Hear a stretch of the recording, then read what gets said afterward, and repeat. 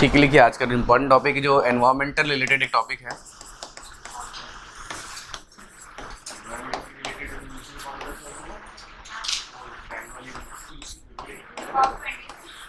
COP26 बता रहे लिखिए पहले।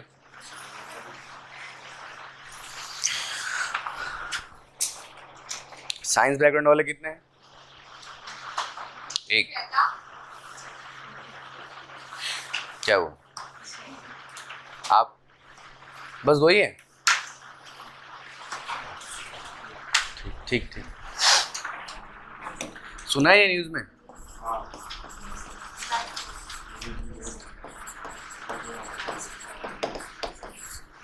कहाँ है ग्लासगो?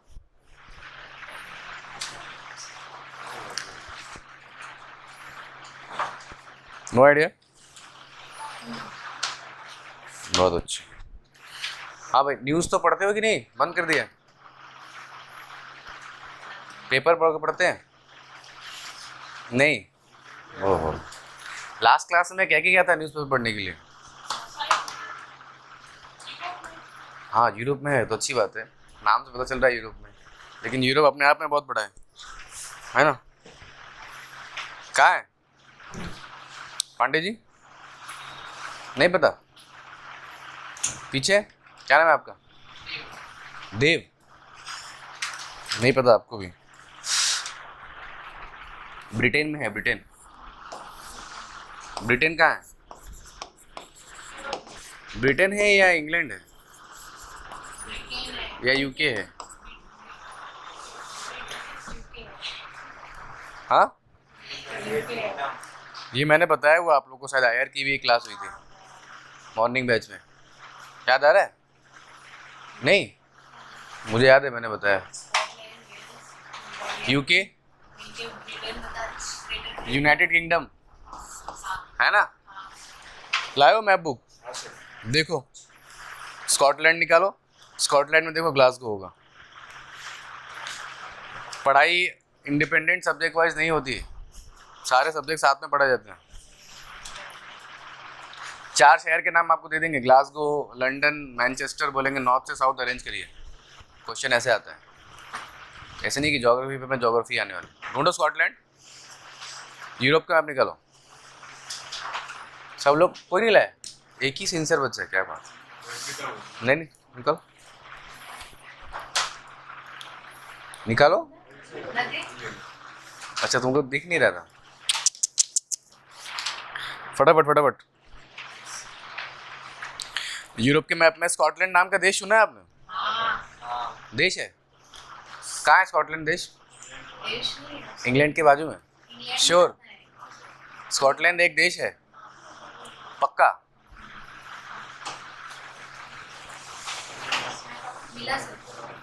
है ना? ग्लासगो मिला? हाँ।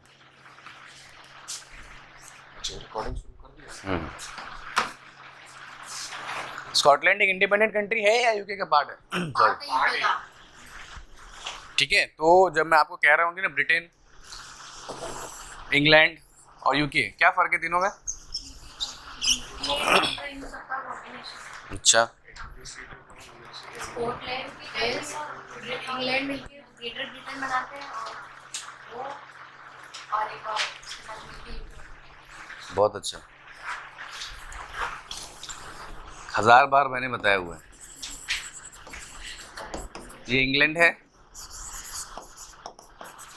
और ये है ब्रिटेन और ये है यूके। हाँ बोलो, इंग्लैंड में क्या क्या है? पहले ब्रिटेन में क्या क्या है वो बताओ। सिर्फ ब्रिटेन में क्या है जो जिसको ग्रेट ब्रिटेन भी कहते हैं?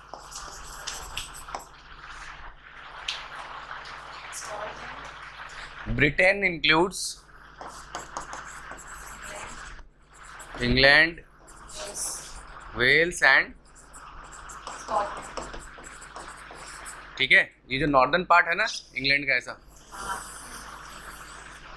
ये वाला पार्ट है स्कॉटलैंड, और ये जो वेस्टर्न पार्ट है ये है वेल्स, और ये जो पूरा पार्ट बचा ये है इंग्लैंड। क्लियर है? और इन तीनों को मिला के बनता है और उस ग्रेट ब्रिटेन में फिर आयरलैंड को जोड़ दो, नॉर्दर्न आयरलैंड, पूरा आयरलैंड नहीं, northern Ireland plus Britain is UK, तो यूके एक देश है। आई बात समझे? हाँ, नॉर्दर्न आयरलैंड, आयरलैंड का कुछ हिस्सा जो इंग्लैंड के पास है वो मिलाकर बनता है यूनाइटेड किंगडम, जो एक देश है। ठीक है, क्लियर है यहाँ तक?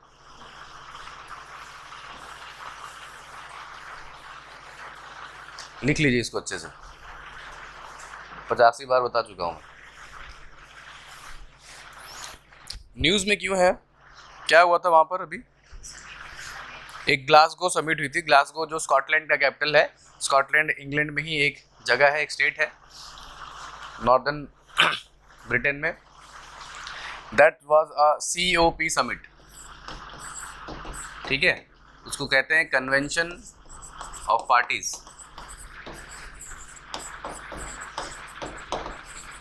समिट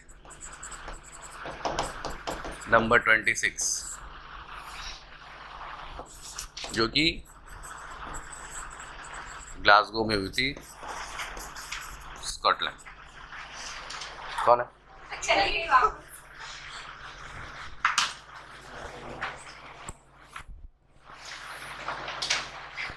फाइन, 26 नंबर की 26वां समिट है, ठीक है।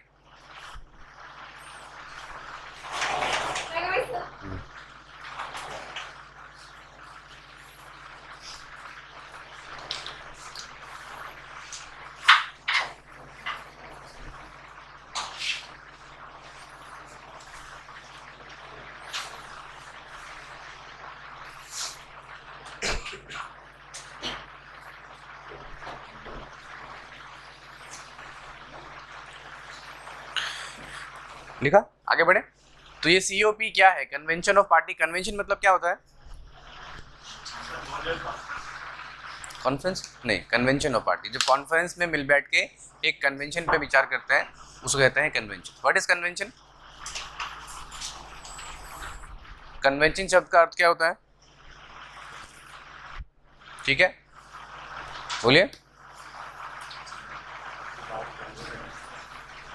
एक किसी विचार पर एग्री करना, ठीक है। आइडियली ये वर्ड जो है कन्वेंशन ऑफ पार्टी से ही शुरू हुआ, बट क्योंकि एक लैटिन है और उसको फिर अमेरिकन रूप दिया गया तो उसको बाद में कॉन्फ्रेंस बना दिया गया। और ये क्यों कन्वेंशन है वो मैं आपको बताऊंगा।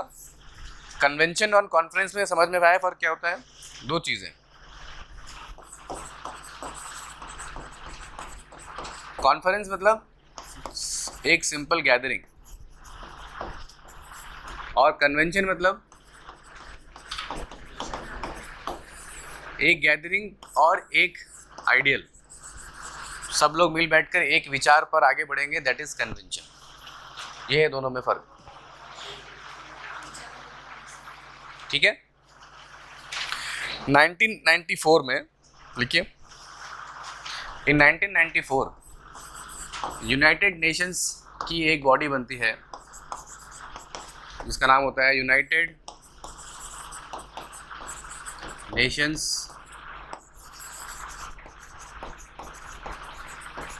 Framework for convention of parties.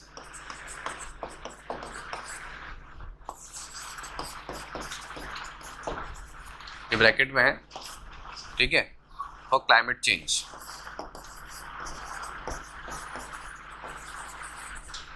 अभी लिखिए नहीं, अभी समझिए इसको, वर्ड को। कितने सारे वर्ड है इसमें?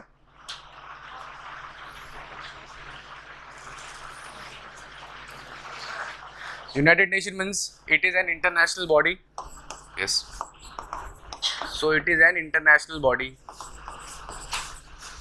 Second is framework. What is framework? एक प्री डिसाइड एजेंडा पर, क्या हुआ कुछ चाहिए, एक प्री डिसाइड एजेंडे पर काम करते हैं उसको फ्रेमवर्क कहते हैं।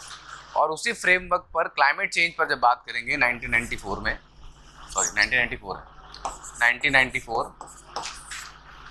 इट वाज डिसाइडेड कि उसको कहा गया UNFCC।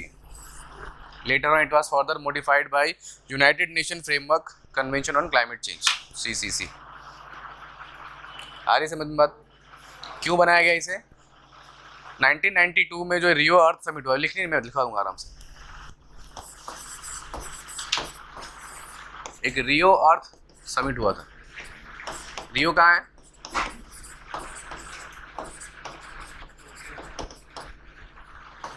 रियो का नहीं पता? Rio de Janeiro. अरे ज्योग्राफी में कुछ पढ़ा नहीं क्या आपने? ब्राजील में है, ब्राजील। ब्राजील का सबसे बड़ा शहर रियो डी जनेरियो, नहीं सुना है? ओहो, ब्राजील तो पता है ना, ब्राजील कहाँ है? कहाँ है ब्राजील? South America. वहीं पर एक समिट होता है जिसको रियो अर्थ समिट कहते हैं। वहाँ पर लोग बैठ कर डिसाइड करते हैं कि क्लाइमेट में वाकई कुछ बदलाव आ रहा है तो हमें कुछ करने की ज़रूरत है। एटलीस्ट फ्रेमवर्क में नहीं, लेकिन मीटिंग तो कर ही सकते हैं। So that meeting was further modified इन 1994, जिसको UNFCC कहा गया। तो आज जो उसका डेफिनेशन है वो लिख लीजिए, यूनाइटेड नेशंस, ये इंपॉर्टेंट है, इसे लिखिए, UNFCC।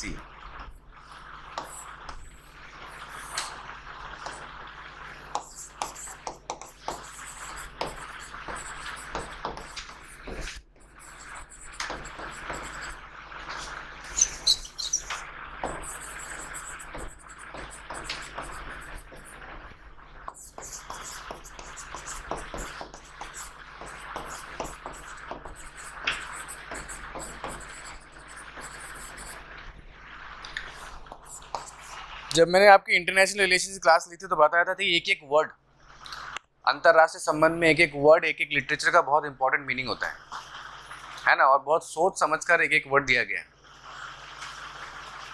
यही कन्वेंशन आगे चलकर बनता है कन्वेंशन ऑफ पार्टी, जब इसके तहत मीटिंग होती है COP। बट क्योंकि इनके कंसेंसस नहीं निकल पाता है। कंसेंसस मतलब सुना है? क्या होता है कंसेंसस मतलब? अच्छा, हिंदी मीडियम वाले कितने लोग हैं? बहुत सारे। तो नहीं पता है तो पूछो यार, मैं तो आगे निकल जाऊंगा। कंसेंसस मतलब सुना है?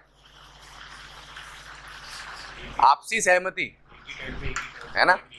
अगर हम सब मिलकर किसी एक टॉपिक पर डिसाइड करें कि इस टॉपिक पर बात करना है तो क्या होगा? एक आपसी सहमति, उसको कहेंगे कंसेंसस। तो कन्वेंशन का अर्थ ये रखा गया था कि जब साथ में लोग बैठेंगे, पार्टीज बैठेंगी, देश बैठेंगी, बेसिक एजेंडा क्या है कि क्लाइमेट को बचाना है, क्लाइमेट चेंज को रोकना है, तो उनके सारे एजेंडा एक जैसे होंगे, they will be it a consensus. इस एम से इसे बनाया गया था, इसलिए इसको कन्वेंशन ऑफ पार्टी कहा गया था। बट जब वो बैठे मिले तो उसमें अलग अलग ग्रुपिंग्स हो गई, है ना? That groupings were developing, developed और अंडर डेवलप्ड।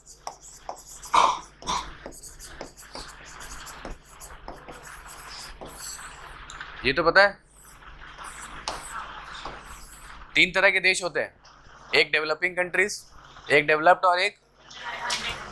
और अंडर डेवलप्ड कंट्रीज में कौन से देश आएंगे?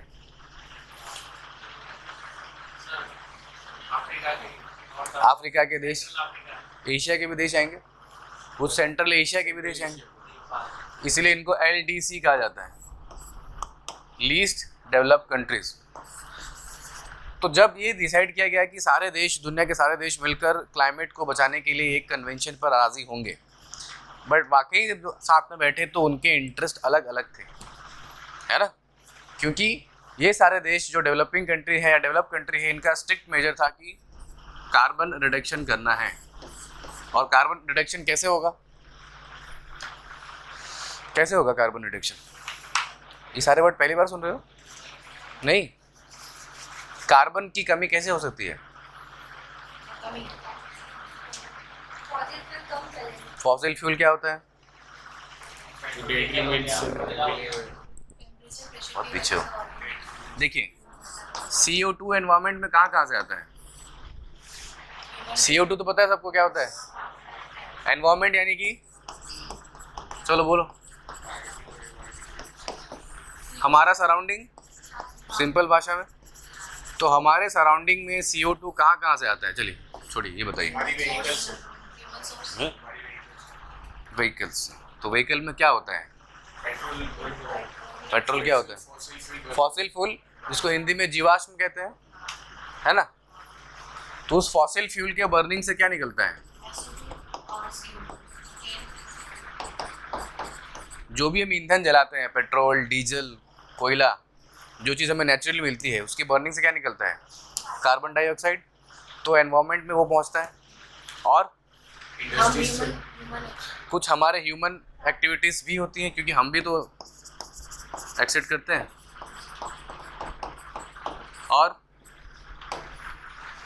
और कैसे आता है कार्बन डाइऑक्साइड? इंडस्ट्री में भी क्या होता है? फॉसिल फ्यूल तो बर्निंग होता है। इसको सेक्टर वाइज बांटो ना फिर।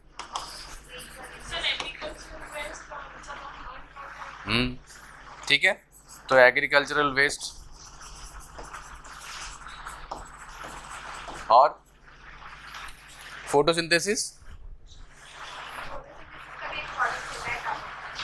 प्रोडक्ट होता है या रिएक्टेंट होता है?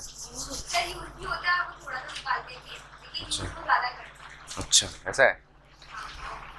फोटोसिंथेसिस का रिएक्शन बताओ जरा।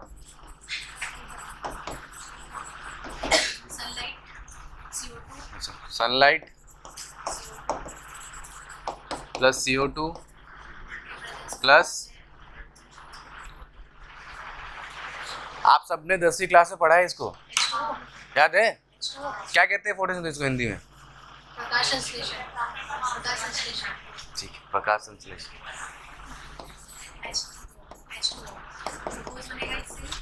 इससे बनता क्या है?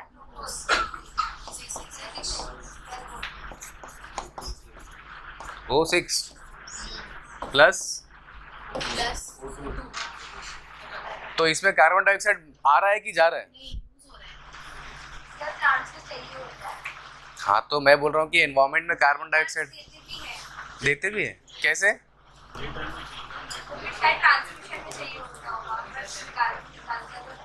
नहीं,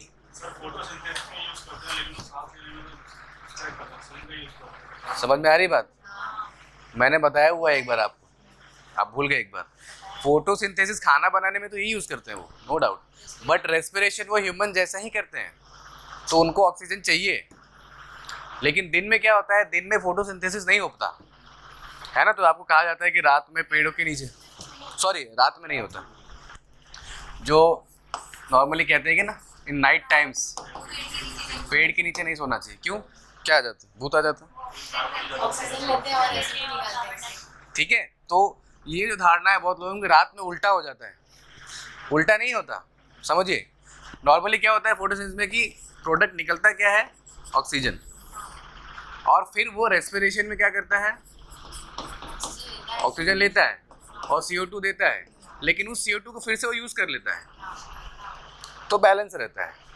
रात के समय में क्या होता है कि ये नहीं निकलता, फोटोसिंथेसिस होता ही नहीं है, तो वो कार्बन डाइऑक्साइड ही छोटा जो नॉर्मल रेस्पिरेशन प्रोसेस होती है हमारी उस तरह से। इसीलिए तो चीज़ें उल्टी नहीं हो जाती हैं, ध्यान रखना है। बहुत लोगों को भ्रम है कि रात में उल्टा हो जाता है, उल्टा नहीं होता। ठीक है, तो फोटोसिंथेसिस के अलावा जो रेस्पिरेशन है, खास करके plant respiration, that is also adding, और बहुत सारे प्लांट है, तो human respiration is also adding carbon in the atmosphere, तो उस चीज़ पर, ठीक है, जिसको कहते हैं रेस्पिरेशन। इसके अलावा भी कहीं से CO2 निकलता है। आप सबने पढ़ा है ना वोल्केनोज, वोल्केनोज से कौन सी गैसें निकलती हैं? कार्बन डाइऑक्साइड भी निकलता है ना, और क्या निकलता है? सल्फर डाइऑक्साइड भी निकलता है, मीथेन भी निकलता है। सो ये सारे जो तरीके हैं, इन सारे, हाँ भी निकलता है, डिपेंड करता है कि उसमें मैग्मा कैसा है, बट ये सारे तो प्रमुख रूप से निकलेंगे। ठीक है, so these are the way जिसमें CO2 आती है, और इसमें सबसे बड़ा कंट्रीब्यूशन किसका है? Fossil fuel. फॉसिल फ्यूल मतलब ऐसे फ्यूल जो कि ऑर्गेनिक, जो सड़ने से मिलते हैं। कोल कैसे बनता है? पढ़ा है ना आपने सब में? और ऑयल, फर्क क्या है दोनों में? नहीं, फॉर्मेशन की बात कर रहा हूँ। ये सब पढ़ चुके हैं आपने ज्योग्राफी में, वो है ना जियोमॉर्फोलॉजी, सबका हो चुका है। हमारे में भी हुआ है कोल। आप लोगों का हुआ है जियोमॉर्फोलॉजी? नहीं हुआ? Science and tech land form जो बनता है नहीं, उसमें नहीं, साइंस टेक में हुआ है। ज्योग्राफी में नहीं हुआ है? अरे यार, इतना स्टार्क डिफरेंस है तो कैसे समझ में आएगा किसी का हुआ है किसी का नहीं हुआ है। चलिए, इनको ऑर्गेनिक फ्यूल कहते हैं, यानी फॉसिल फ्यूल। जब पेड़ पौधे, आज से 2000-3000 साल पहले पेड़ पौधे, जब अर्थ में डिस्टर्बेंस आता है या भूकंप आता है, जब पेड़ पौधे और लिविंग ऑर्गेनिजम्स है ना ज़मीन के अंदर दब जाते हैं, फिर वो धीरे धीरे इंटरनल हीटिंग की वजह से, ज़मीन के अंदर भी गर्मी है तो साल दर साल मेटामॉर्फिक तरीके से धीरे धीरे धीरे जो चीज़ बनती है उसको कहते हैं कोल। सेम यही चीज़ जब समुद्र के अंदर होती है ना, तो वो क्या होता है? क्यों? क्योंकि उसके ऊपर डबल प्रेशर पड़ता है, पानी का तो बाहर है ना, और नीचे से भी हीट लग रही है, तो वो ज़्यादा लिक्विफिकेशन होता है उसमें। तो कोल कहाँ मिलेगा? टेरेस्ट्रियल में। और ऑयल कहाँ मिलेगा? ओशन में। ठीक है, इन द वाटर बॉडीज। होता दोनों में सेम चीज़ है, दोनों ऑर्गेनिक मटेरियल से ही बनते हैं, इसीलिए इन्हें फॉसिल फ्यूल कहते हैं। फॉसिल मतलब क्या होता है?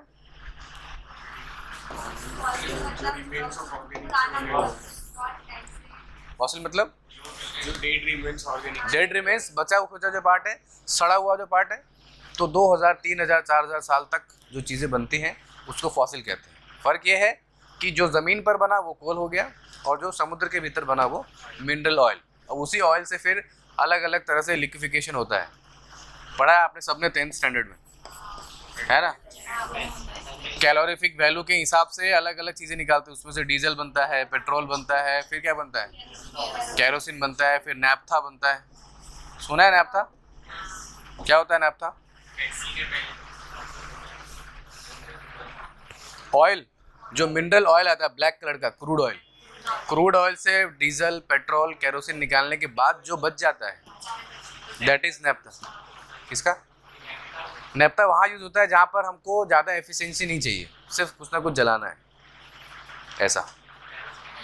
कैरोसिन की लिक्विफिकेशन वैल्यू ज़्यादा है, ज़्यादा रिफाइंड है, और कैरोसिन में भी हाईली रिफाइंड कैरोसिन तो पेट्रोलियम एयरलाइंस में भी यूज़ होता है, सुपर जेट, है ना? अब तो फिर वो बदल रहे हैं, अब now we are moving to hydrogen solid fuels. ठीक है, सो ये सारी चीज़ें, ऑयल हो या कोल हो, कहाँ यूज होती है मोस्टली? एक तो व्हीकल्स, दूसरा इंडस्ट्री। इंडस्ट्री ज़्यादा कहाँ है? Developing country. पहले डेवलप कंट्री में होती थी, ठीक है, और उन्होंने क्या किया कि इसको फिर आउटसोर्स करके डेवलपिंग कंट्री में, है ना, जैसे बहुत बड़ी कंपनी ब्रिटानिया है, तो ब्रिटानिया ने अपना प्लांट भारत में लगा दिया, प्रोडक्ट यहाँ बनाया और सामान फिर वहाँ दोनों जगह बेच रहे हैं। इससे फ़ायदा क्या हो रहा है उनको कि उनका एनवायरनमेंट तो पोल्यूट नहीं हो रहा, लेकिन हमारा एनवायरनमेंट पोल्यूट हो रहा है। और उस इंडस्ट्री की वजह से जब इन्होंने कहा कि ठीक है CO2 कम करना है, तो CO2 कम कैसे होगा? तो CO2 लाने की सबसे बड़ी वजह क्या है? Vehicle and industries. तो बंद कर दीजिए इंडस्ट्रीज़। तो इंडस्ट्रीज़ बंद करने से इमीडिएट नुकसान किस देश का होने वाला था? क्योंकि इनके पास तो जब इंडस्ट्रियल रेवोल्यूशन से पहले, है ना, कब हुआ था इंडस्ट्रियल रेवोल्यूशन? 1967। 1967? सीरियसली?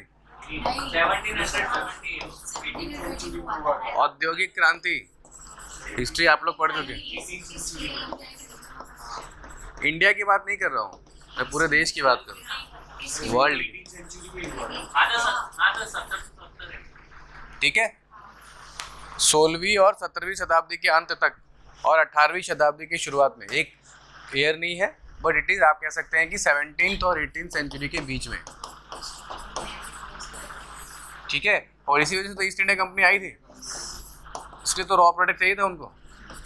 ये जो 1967 कह रहे हैं ना, ये भारत के केस में वही कह सकते हैं आप कि इस समय, वो भी इस समय नहीं, बहुत बाद में 1990s में धीरे धीरे शुरू होता है, जब हम LPG रिफॉर्म लाते हैं, ठीक है, नरसिम्हा राव गवर्नमेंट के टाइम। तो इस समय से, यानी कि 17वीं से 18वीं सदी से लेकर 20वीं सदी तक, लगभग 300 साल, तो इन देशों ने इंडस्ट्री जलाई, कोयला जलाया, पेट्रोल जलाया, सारा रिसोर्स यूज़ किया, अपने बैंक बैलेंस बढ़िया कर लिए, डेवलपमेंट कर लिया, और उसके बाद आज के डेट में ये कहते हैं कि इंडस्ट्रीज़ बंद कर दो। तो जो लोग विकासशील देश है, जहाँ पर ग्रोथ हो रहा है, भारत जैसा देश जहाँ पर पॉपुलेशन बढ़ रही है, उसको और डेवलपमेंट चाहिए। और डेवलपमेंट चाहिए इन द सेंस कि लोग बढ़ रहे हैं तो लोग को रहने के लिए घर चाहिए, सड़क चाहिए, है ना, कपड़े चाहिए। वो सब कहाँ से आएंगे? इंडस्ट्री से आएंगे। और अगर भारत जैसा देश इंडस्ट्री बनाना बंद कर देगा, इंडस्ट्रीज पर रोक लगा देगा, तो इसको क्या होगा? ज़रूरतें तो हमारी हैं, ऐसा तो नहीं कि हम बाहर रहेंगे, हम नहीं बनाएंगे तो बाहर से लेके आएंगे। तो हुआ क्या इससे? हमारा पैसा बाहर जा रहा है, तो जो हमारी जीडीपी बढ़ रही है वो घटेगी। अरे बात समझ में? तो ये एनवायरमेंटल प्रोटेक्शन जो नियम है वो डेवलपिंग कंट्रीज़ के लिए या लीस्ट डेवलप्ड कंट्री के लिए ज़्यादा खतरनाक है। इकोनॉमी वाइज भी और इंडस्ट्री वाइज भी, वहाँ एम्प्लॉयमेंट भी नहीं होगा। तो इसी वजह से जो बात मैंने आपको बताया कि जो कन्वेंशन ऑफ पार्टीज़ को क्यों कॉन्फ्रेंस ऑफ पार्टी बना दिया गया, क्योंकि एक विचार पर इनका कन्वेंशन आया ही नहीं। जब ये कहते थे इंडस्ट्रीज़ बंद करो, तो ये दो पार्टी कहते हैं कि ऐसा हो नहीं सकता। इन्होंने कहा कि हम कार्बन एमिशन में कमी लाएंगे, लेकिन तब जब आप हमारे हुए नुकसान को फंड करेंगे। समझ में आई बात? और ये बात सही है या गलत? कैसे?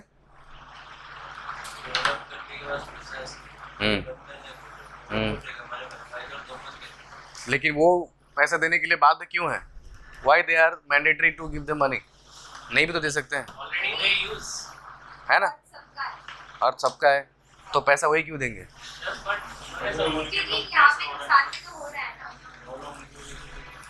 क्योंकि टाइम के हिसाब से आपने ऑलरेडी रिसोर्स का मैक्सिमम यूटिलाइजेशन कर लिया है ना? यूरोप में लगभग कोयला बचा ही नहीं, जबकि यूरोप में सबसे ज़्यादा कोयला अवेलेबल था। तो 17वीं से लेकर 18वीं शताब्दी तक इतना ज़्यादा कोल यूज़ किया, ब्रिटिश ईस्ट इंडिया कंपनी हो या फ्रांस की कंपनी हो, कि उनका सारा का सारा रिसोर्स खत्म, और उनको मजबूरी में they have to shift towards wind energy and nuclear energy, out of compulsion, not out of choice. So जब आपने अपने पे रिसोर्स यूज़ करने की बात थी, then you have utilize the maximum, और आप कह रहे हैं कि बंद कर दो, तो सबसे ज़्यादा नुकसान किसको होगा? खास करके डेवलपिंग को। इनको तो वैसे भी फ़र्क नहीं पड़ता। और इसमें कौन है? भारत है ना, चीन, चाइना डेवलपिंग है कि डेवलप्ड है? श्योर? इकोनॉमी में पढ़ा है कि नहीं? अलग अलग पैरामीटर्स के हिसाब से देखें तो अलग अलग उसके मानदंड हैं। सो वो डेवलपिंग से डेवलप्ड की ओर बढ़ रहा है, लेकिन अभी तक बना नहीं है। ठीक उस तरह से भारत भी, अगर हम नेट वर्थ देखें तो बहुत अमीर है, लेकिन पर कैपिटा इनकम देखें कि प्रति व्यक्ति कितनी आय है, तो उसको डेवलपिंग में गरीब नहीं, इवन हम एलडीसी से भी कम, ठीक है। पर कैपिटा इनकम हमारा बांग्लादेश से भी कभी कभी कम हो जाता है। फाइन। सो क्या हुआ?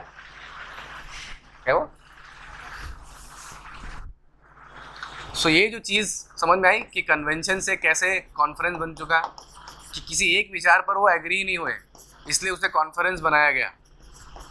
और ये कॉन्फ्रेंस या कन्वेंशन ऑफ पार्टी COP हर बार 2 साल पर मिलती है और एक रिपोर्ट को डिस्कस करती है। उस रिपोर्ट का नाम है IPCC, ठीक है। IPCC की रिपोर्ट लिखिए।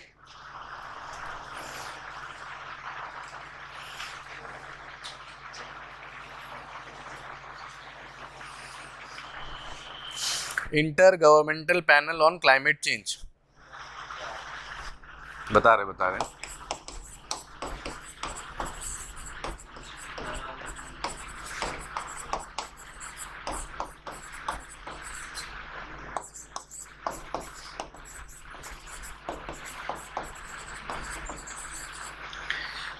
ये एक ऐसी साइंटिस्ट और रिसर्चर्स की ऑर्गेनाइजेशन है जिसमें अलग अलग देश के साइंटिस्ट, रिसर्चर्स मिलकर क्लाइमेट चेंज का अध्ययन करते हैं कि वाकई में कितना नुकसान हो रहा है और उसके लिए क्या करने की ज़रूरत है, जिसको IPCC कहते हैं। और ये IPCC एक रिपोर्ट जारी करती है हर 1 साल के बाद। उसी रिपोर्ट पर फिर कॉन्फ्रेंस ऑफ पार्टी की मीटिंग होती है आगे का एजेंडा तय करने के लिए। क्लियर है?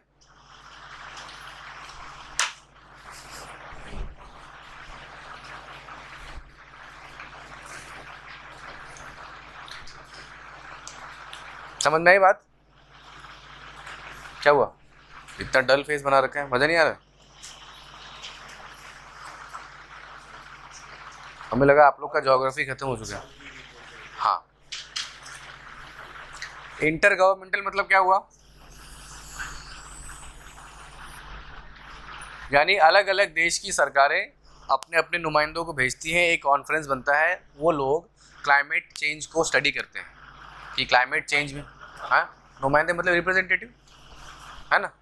सो they send their representative in the form of scientists, observers, economists, और वो ये स्टडी करते हैं कि क्लाइमेट में कितना चेंज हो रहा है, उस क्लाइमेट चेंज से कितना नुकसान हो रहा है और उसको रोकने के लिए क्या क्या कदम उठाने चाहिए।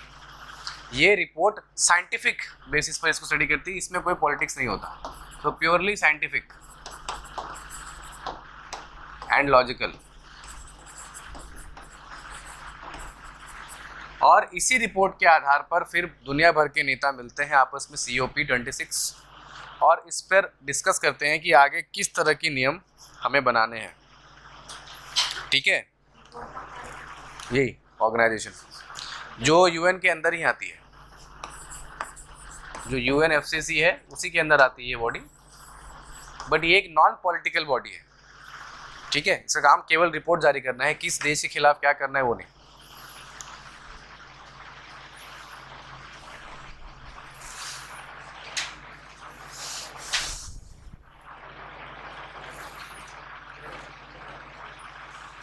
सो 2021 में जो IPCC की रिपोर्ट आई उसने 4 चीज़ों पर फोकस किया, लिखिए। So the IPCC report of 2021 focused on 4 major features.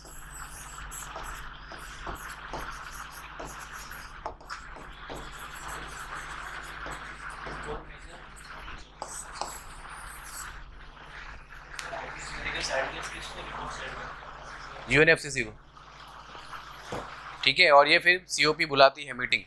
उस मीटिंग में जो लीडर्स बैठते हैं और एक पॉइंट पर डिस्कशन या कंसेंसस लाने की बात करते हैं, जैसे पेरिस डील। ये तो सुना है, पेरिस क्लाइमेट एग्रीमेंट। वो पेरिस क्लाइमेट एग्रीमेंट पर जब बात हुई थी तो यही बात हुई थी कि डेवलप कंट्रीज जो हैं, डेवलपिंग कंट्रीज को पैसा देंगे हर साल लगभग $2 ट्रिलियन के आसपास, है ना। लेकिन ऐसा हुआ नहीं, पैसे मिले नहीं। तो जब पैसे मिले नहीं तो इन्होंने कोई स्टेप लिया नहीं। ठीक है, लेकिन उसमें भारत जैसे और भी देशों ने अपना एक टारगेट रखा था। उस टारगेट को लगभग हम लोग कंप्लीट करने की दिशा में आगे बढ़ रहे हैं। वही पढ़ना है कि इस बार के जो COP26 में हमारे प्रधानमंत्री गए और एक नया टारगेट सेट किया है। तो ये एनवायरनमेंट चेंज में या क्लाइमेट प्रोटेक्शन में भारत की क्या भूमिका है और कैसे इंडिया वर्ल्ड लीडर बन सकता है या कैसे हम एग्जाम्पल सेट कर सकते हैं, वो इम्पॉर्टेंट है करंट अफेयर के पॉइंट से। जिस तरह से UPSC एनवायरनमेंट की तरफ ज़्यादा फोकस कर रहा है, दैट इज़ मोर इम्पॉर्टेंट। इसलिए थोड़ा सा बेसिक बताना ज़रूरी है, अदरवाइज ऐसे नए नए वर्ड सुनेंगे तो आप लोगों को चक्कर आ जाएंगे। मुझे लगा था कि आप लोग ज्योग्राफी पढ़ चुके हैं, है ना। चलिए, तो 4 इंपॉर्टेंट फीचर कौन कौन से थे? एक था हीट वेव, जिससे होने वाले ड्रॉट्स,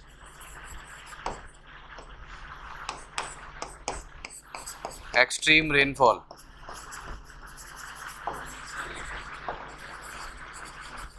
क्या हुआ, क्या चीज़? इन 4 फीचर्स पे जो IPCC की रिपोर्ट आई ना, कि इन 4 चीज़ों पर फोकस किया, ये हुआ वो 4 चीज़ें। बताते हैं इसको, आराम से लिखिए। –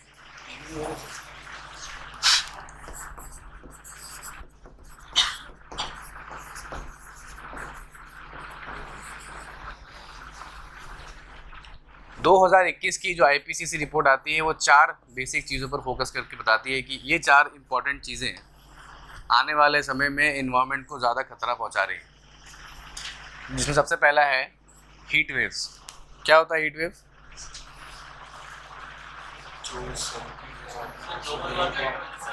यस, ठीक है। ये हीट वेव इसलिए नुकसान करती है, जब आपने सुना होगा लू, है ना। तो ये सोचिए कि बड़े पैमाने पर लू तो क्या होता है कि एक छोटे रीजन पर छोटे टाइम के लिए प्रेवलेंट होती है, बट एक बड़े रीजन पर जब हीट वेव या हीट इतनी ज़्यादा बढ़ जाए और उसका प्रोपेगेशन मतलब फैलने का तरीका, फैलने की स्पीड और ज़्यादा हो, that will lead to a climate change of that particular reason.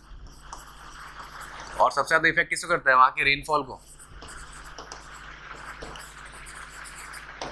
Climatology तो नहीं हुई आपकी अभी तक? हो गई? क्लाइमेटोलॉजी हो गई? कोई हाँ बोलता है, कोई ना बोलता है। मॉर्निंग होगी, आप लोग की होगी? नहीं हुआ? नहीं हुआ? अच्छा, आप लोग न्यू हैं। बारिश कैसे होती है, कुछ आइडिया है? रेनफॉल तुम लोग का हुआ है? आप लोग भी न्यू है? नहीं हुआ? क्लाइमेटोलॉजी हो गई ना? तो रेनफॉल में क्या क्या फैक्टर होते हैं?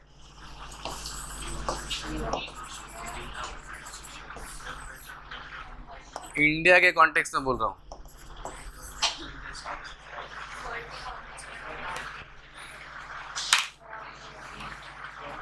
नहीं हुआ रेनफॉल? हो गया? नहीं आता तो बोलो नहीं हुआ, ऐसा बढ़िया है। हुआ है ना रेनफॉल? क्या होता है भारतीय कॉन्टेक्स्ट में? अच्छा, वर्ल्ड के अराउंड हो चुका है। ठीक है, फिर भी एक रेनफॉल की प्रक्रिया क्या होती है, बेसिकली क्या होता है? ठीक है, इवापोरेशन होता है।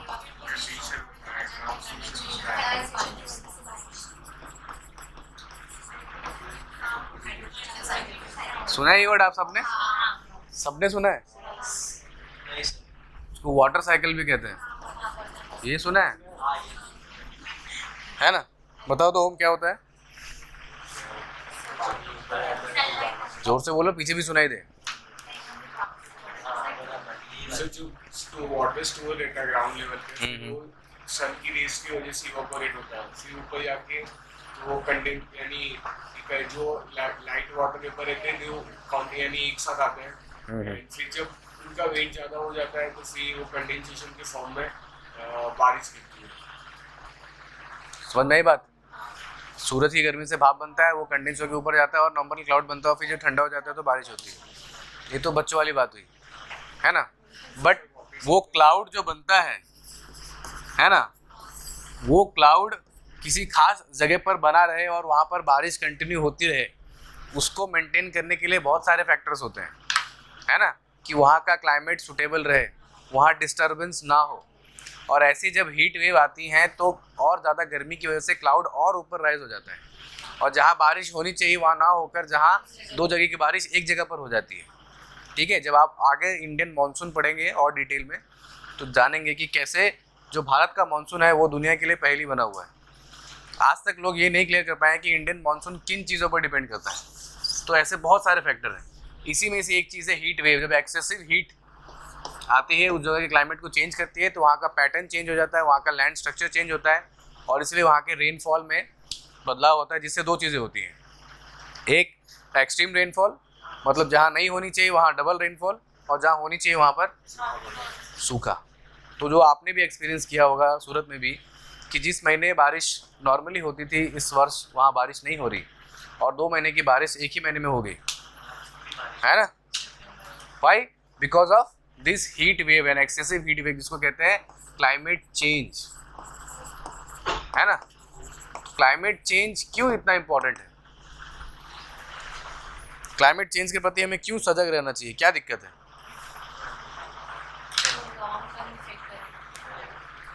बोलिए। अरे यार, सारी दुनिया क्लाइमेट चेंज कर रही है। ठीक है, मैं थोड़ी बोला क्लाइमेट जा रहा है, क्लाइमेट चेंज से हमें क्यों दिक्कत होनी चाहिए? ऐसे हो रहा है कि हम अगर चेंज वगैरह किया, अब चेंज वाला भी हमें एनालाइज करना समझ में नहीं आ रहा। फॉर एग्जांपल कोई चीज ऐसी एग्रीकल्चर में उगाई जाती है जो उसको बारिश की जरूरत नहीं है, लेकिन क्लाइमेट चेंज की वजह से हमने उगा दिया, हमें लग रहा है कि बारिश आ गई, सब कुछ खराब हो गया। तो ऐसे मतलब तो आपको जो लगा था वो किस बेसिस पे लगा था? वही पहुंच रहा, ठीक पहुंच रहा। तो यूजुअली होता है ये सब तो क्लाइमेट चेंज है ना। वो सब तो ठीक है, बट वो जो यूजुअली वाले बात है ना, कि नॉर्मली आपको पता है कि मार्च का महीना है तो गर्मी होगी, है ना? धूप ही निकलने वाली है और भीषण गर्मी होगी, और आप घर से निकले और अचानक से बारिश हो गई, है ना? That is climate change. और जो क्लाइमेट के हिसाब से हमारा जो लिविंग स्टाइल है, बिहेवियरल पैटर्न है, वो हमें फिर बदलना पड़ता है। तो यूजुअली से हम कहाँ चले जाते हैं? अनसर्टेनिटी, ठीक है, कि कुछ भी हो सकता तो इस वजह से जो किसान है या जो और भी इंडस्ट्रीज है जिसने फसल बोई, जो गर्मी की फसल है, गेहूं की फसल है ना, जो ठंडी में बोते हैं और गर्मी में काटी जाती है, मार्च अप्रैल में कटती है, जिसको धूप चाहिए सूखने के लिए, और अचानक से मार्च में बारिश हो गई तो सारी की सारी फसल खराब। चलो ठीक है, एक बार इस साल मार्च में बारिश होगी तो आपको लगा ठीक है अगले साल भी बारिश होगी, तो आपने फसल में वेट कर ली, उस साल बारिश नहीं हुई। आ रही बात समझ में? तो ये क्लाइमेट चेंज हमें यूजुअली से यानी कि सर्टेनिटी से अनसर्टेनिटी में ले जा रहा है, जो कि किसी भी इकोनॉमी या किसी भी एग्रीकल्चर या किसी भी लाइफस्टाइल के लिए अच्छा नहीं है। इसीलिए इम्पॉर्टेंट है, इसीलिए हमें उसको रोकना है, क्योंकि कब क्या हो जाए, अगर इतने अनसर्टेनिटी में हम रहेंगे तो फिर हमारा डेवलपमेंट कैसे होगा। सारा फोकस तो ये होगा ना कि हमें बचना है, कभी बारिश हो जाए, कभी ओले पड़ जाए, कभी हीट वेव आ जाए, अचानक से ठंड बढ़ जाए। सो दीज थिंग्स आर, और इसीलिए क्लाइमेट चेंज इतना बड़ा इम्पैक्ट करता है। और जब क्लाइमेट की बात हो ही रही तो आपने 2 वर्ड सुने हैं, है ना, वेदर एंड, तो क्या होता है दोनों में अंतर, जरा बताइए। क्लाइमेट टेम्पररी है, वेदर सर वेदर एक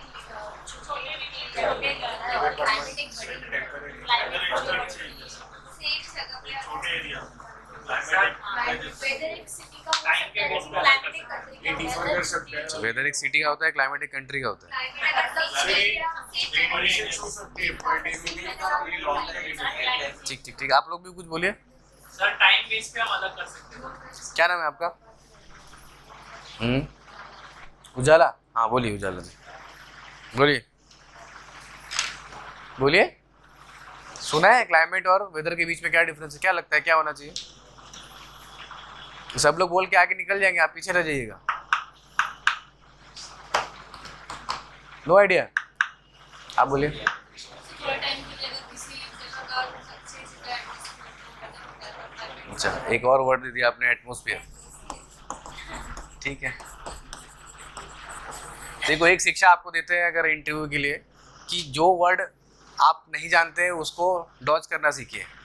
बोलते बोलते कुछ ऐसा ना बोल दीजिए कि फिर इंटरव्यूअर वहाँ खींच के ले जाए आपको, है ना। अब आपने एटमॉस्फेयर बोला है तो पहले बताइए ये क्या होता है। तो एनवायरनमेंट हुआ, तो एटमॉस्फेयर क्या हुआ? बोलिए, ठीक बोल रहे, बोलिए। नहीं, क्या बोलते हैं हिंदी में इसको? वातावरण। 2 किलोमीटर क्या होता है वातावरण? बोलिए। हाँ आप ही बोलिए, जोर से बोलिए, सुनाई देनी चाहिए। बोलिए, घर पे बोलते हैं ना चिल्ला चिल्ला कर, नहीं बोलिए यहाँ जोर से। सुन रहा था मैं, उधर बगल से जा रहा था लेकिन सुना। बोलिए जोर से। सबसे पहले यही चीज़ तोड़नी है आपको। पूरे ज़िले के सामने कलेक्टर बनने वाले हो ना, प्रेस कॉन्फ्रेंस करना होगा, ऐसे कलेक्टर की आवाज़ ही नहीं निकले तो कैसा हो? बोलिए पहले, किसी को नहीं आता। नहीं बोलिए, आप बोलिए क्या होता है वातावरण? जल्दी आज पूरा दिन और भी। हाँ, डरना नहीं है, बोलिए जल्दी फटाफट। इश बोले दो। हाँ, नहीं पता। हाँ अच्छा ठीक है, आपको क्या लगता है क्या होना चाहिए? These all things are important for personality development, है ना। आपको कलेक्टर बनना है, 10,000 लोग खड़े रहेंगे आपके सामने, तो पहले तो अपने अंदर से फील करो कि मैं कलेक्टर बन सकती हूँ या बन सकता हूँ, तो डरना नहीं है। लेकिन फिर ये भी नहीं कि ज़्यादा कॉन्फिडेंस आके कुछ भी बोल देना है ना। तो ज़्यादा बोलना भी नहीं है और आवाज़ भी रखनी। बोलिए क्या होता है वातावरण, क्या लगता है आपको क्या होना चाहिए? किसी आदमी का नाम है? नहीं, बोलिए क्या होता है? फास्ट बोले दो। नहीं, अच्छा मैं ही बता दूं। ठीक है। एटमॉस्फेयर मतलब, हाँ आप क्या बता रही थी? अच्छा ना, क्या सरफेस ऑफ अर्थ से लेकर के का एरिया जो है उसके आसपास का जो होगा वो है ना एटमॉस्फेयर कहलाएगा। क्या होगा वो? क्या देखा, किसी को नहीं आता है, डरने की जरूरत नहीं है। ठीक है, हाँ बोलिए, आप ही बोल दीजिए। Mixture of gas. It is a mixture of gases, dust, particle, particulate matters that are influence around the Earth. It's called atmosphere. And weather is मतलब आज का जो उन्होंने एनसीईआरटी पढ़ी इसलिए बोल रही है ना। आज हाँ का जो एनवायरनमेंट, आज का जो भी मौसम है वो वेदर, और लास्ट जो एवरेज निकाल रहे हैं कुछ पर्टिकुलर टाइम का, दैट इज क्लाइमेट। समझ में आई बात। सो हमारे आसपास जो भी हवा है ना, सो उसको हम क्या कहते हैं, एटमॉस्फेयर। तो अर्थ, ये पूरा अर्थ है, पृथ्वी, ये सब छठी क्लास के बच्चों को सिखाया जाता है। ये पृथ्वी की चारों बगल जितनी सारी हवा है, ठीक है। और जब हम बात कर रहे हैं हवा, तो हवा क्या होती है फिर, व्हाट इज एयर, है ना। बहुत सारी गैसेस होती हैं हवा में, oxygen, carbon dioxide, nitrogen, sulphur, sulphur monoxide, बहुत सारी गैसेस। और उसके साथ साथ धूल मिट्टी भी होती है ना। वाटर वेपर भी होता है। वाटर वेपर पता है क्या होता है, भाप। तो जब सूर्य की गर्मी पड़ती होगी तो जो भाप है वो क्या हवा में तो रहता है। तो ये सारी चीज़ों को जब मिला दो तो क्या हुआ, हवा। और ऐसी हवा का मिक्सचर जो हमारे अगल बगल है वो वातावरण है ना, जिसे हवामान, ठीक है। तो ये जो है इसको हुआ एटमॉस्फेयर। अब ये एटमॉस्फेयर की जब बात कर रहे थे, उसके बाद आता है उसमें दो चीज़ें होती हैं, वेदर और तो क्लाइमेट क्या होता है, एक long term process, long term pattern. इसीलिए क्लाइमेट चेंज को इम्पॉर्टेंटली और स्टडी किया जाता है, क्योंकि ये बहुत गंभीर है। वेदर चेंज को नहीं, वेदर तो छोटा फेनोमेनन है कि है ना, भले ही ठंडी है तो आज ठंडी थोड़ी ज़्यादा है लेकिन कल कम है। लेकिन ये पैटर्न 200, 300, 400 साल से चला आ रहा है कि भैया नवंबर के लास्ट से और दिसंबर की शुरुआत से ठंड पड़ती है, और वो लगभग सूरत में देखें तो जनवरी या फरवरी के बीच तक रहती है। ये हुआ क्लाइमेट। अब उसी दिन जनवरी के 20 तारीख को और 21 तारीख को एक दिन गर्मी रही, एक दिन ठंडी रही, तो वो वेदर चेंज। आई बात समझ में। सो वेदर होता है एक छोटे से समय के लिए एक टेम्परेरी फेनोमेना। क्लाइमेट क्या है, उसी वेदर का study. So nothing but long term study of a weather of a particular place is climate. किसी जगह के वेदर का लॉन्ग टर्म अगर रिकॉर्ड निकालो एवरेज, तो क्या हो गया, क्लाइमेट। और इसी वजह से जब क्लाइमेट में चेंज होता है तब वो समस्या है। वेदर तो चेंज होना ही है क्योंकि वो टेम्परेरी है। क्लाइमेट चेंज होने से क्या होता है, पूरा pattern, lifestyle, living style, history, geography सब बदल जाती है। अब आई बात क्लियर है। इसी क्लाइमेट चेंज की वजह से एंशिएंट इंडिया तो हो गया आप लोगों का, हो गया, आप लोग का बाकी है। अच्छा। तो एंशिएंट इंडिया में हड़प्पन सिविलाइजेशन के एंड होने का सबसे बड़ा कारण क्या होता है, सही में रिवर वाटर राइज हो जाता है। वो ऐसे एक फिक्स वैसे तो बहुत है नहीं, बहुत सारे अलग अलग फिक्स क्या है वो कोई नहीं बता सकता। इन्वेजन भी है। Invasion, seriously, Aryan invasion theory. हमको मत बोलो सही, आज तो नहीं पढ़ा। हाँ, मैं वही तो पूछ रहा हूँ। आप में से कोई एक ही बच्चा कह रहा है कि कुछ नहीं कहा जा सकता, और एक कह रहे हैं कि आर्यन इन्वेजन थ्योरी। बहुत सारे कॉन्सेप्ट जिनमें से ये कुछ, क्योंकि हम अनुमान लगा सकते हैं कि ऐसा ऐसा हुआ होगा। आर्यन इन्वेजन थ्योरी का प्रमाण ठीक है, कुछ लोग कहते ज़रूर हैं, लेकिन उसका कोई साक्ष्य नहीं मिला है कि युद्ध, बड़े पैमाने पर युद्ध हुआ हो। तो ऐसा कोई मार काट, इतने लेवल पे हथियार नहीं मिले। लेकिन ये है कि हड़प्पन के जब खुदाई हुई तो उसमें 7 अलग अलग लेयर मिले, 7 अलग अलग चरण। मैंने वो सिटी बनी, फिर टूटी, बनी, फिर टूटी, बनी, फिर टूटी। यानी ये बताता है कि ग्रेजुअली क्लाइमेट चेंज सबसे बड़ा प्रोबेबल कारण रहा होगा, है नहीं होगा, हम अनुमान लगा सकते हैं यहाँ बैठकर, ठीक है। We can not be sure. Aryan invasion could be one of the reasons, but most probable reason लगता है द क्लाइमेट चेंज। खास करके वो क्षेत्र जो पाकिस्तान के बॉर्डर का, जो हाँ आज हड़प्पा है, वहाँ पर डेजर्टिफिकेशन ज़्यादा हो गया, तो लोग फिर वहाँ से मूव करके कहाँ है, गंगा यमुना की तरफ, ठीक है। तो ये सबसे ज़्यादा प्रोबेबल कारण लगता है जो ऐसा हुआ होगा। है या नहीं है तो तटस्थ रूप से कोई नहीं कह सकता। और जो आपकी आर्यन इन्वेजन थ्योरी है वो आज के डेट में गलत है। एनसीईआरटी ने उसको इंक्लूड नहीं किया है। एक प्लेस इसका नाम है राखीगढ़ी, वहाँ से जो साक्ष्य मिले हैं वो ये बताते हैं कि आर्यन इन्वेजन नहीं, ये उल्टा हुआ था, आर्यन यहाँ से बाहर गए थे। तो इस पर भी अभी डिबेट का विषय है। ये अभी तक एनसीईआरटी में नहीं है तो आपको लिखना नहीं है, जो एनसीईआरटी में उसी के हिसाब से चलो, ठीक है। हाँ, अभी की न्यूज़ है, राखीगढ़ी में जो जीन पाए गए हैं उससे ये पता लगता है कि इनसाइड की वो यहाँ से आए, यहाँ से लोग गए। इसको मूविंग आउट थ्योरी कहा जाता है। इसके पीछे बहुत सारा पॉलिटिक्स भी है, हमको उस पर नहीं जाना है। ठीक है, अभी उत्तर प्रदेश का चुनाव है तो ऐसे बहुत सारे कॉन्सेप्ट आते रहेंगे धीरे धीरे, ठीक है। सर आपने बताया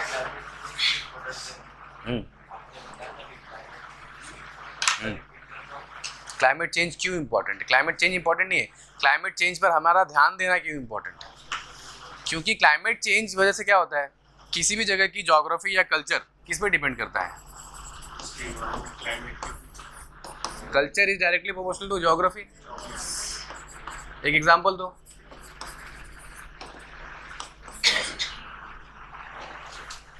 बताइए, कल्चर में क्या होता है? Food, way of life, cloth, है ना, लाइफस्टाइल, ये उस जगह के हिसाब से, उस जगह की ज्योग्राफी के हिसाब से डिसाइड होता है कि नहीं होता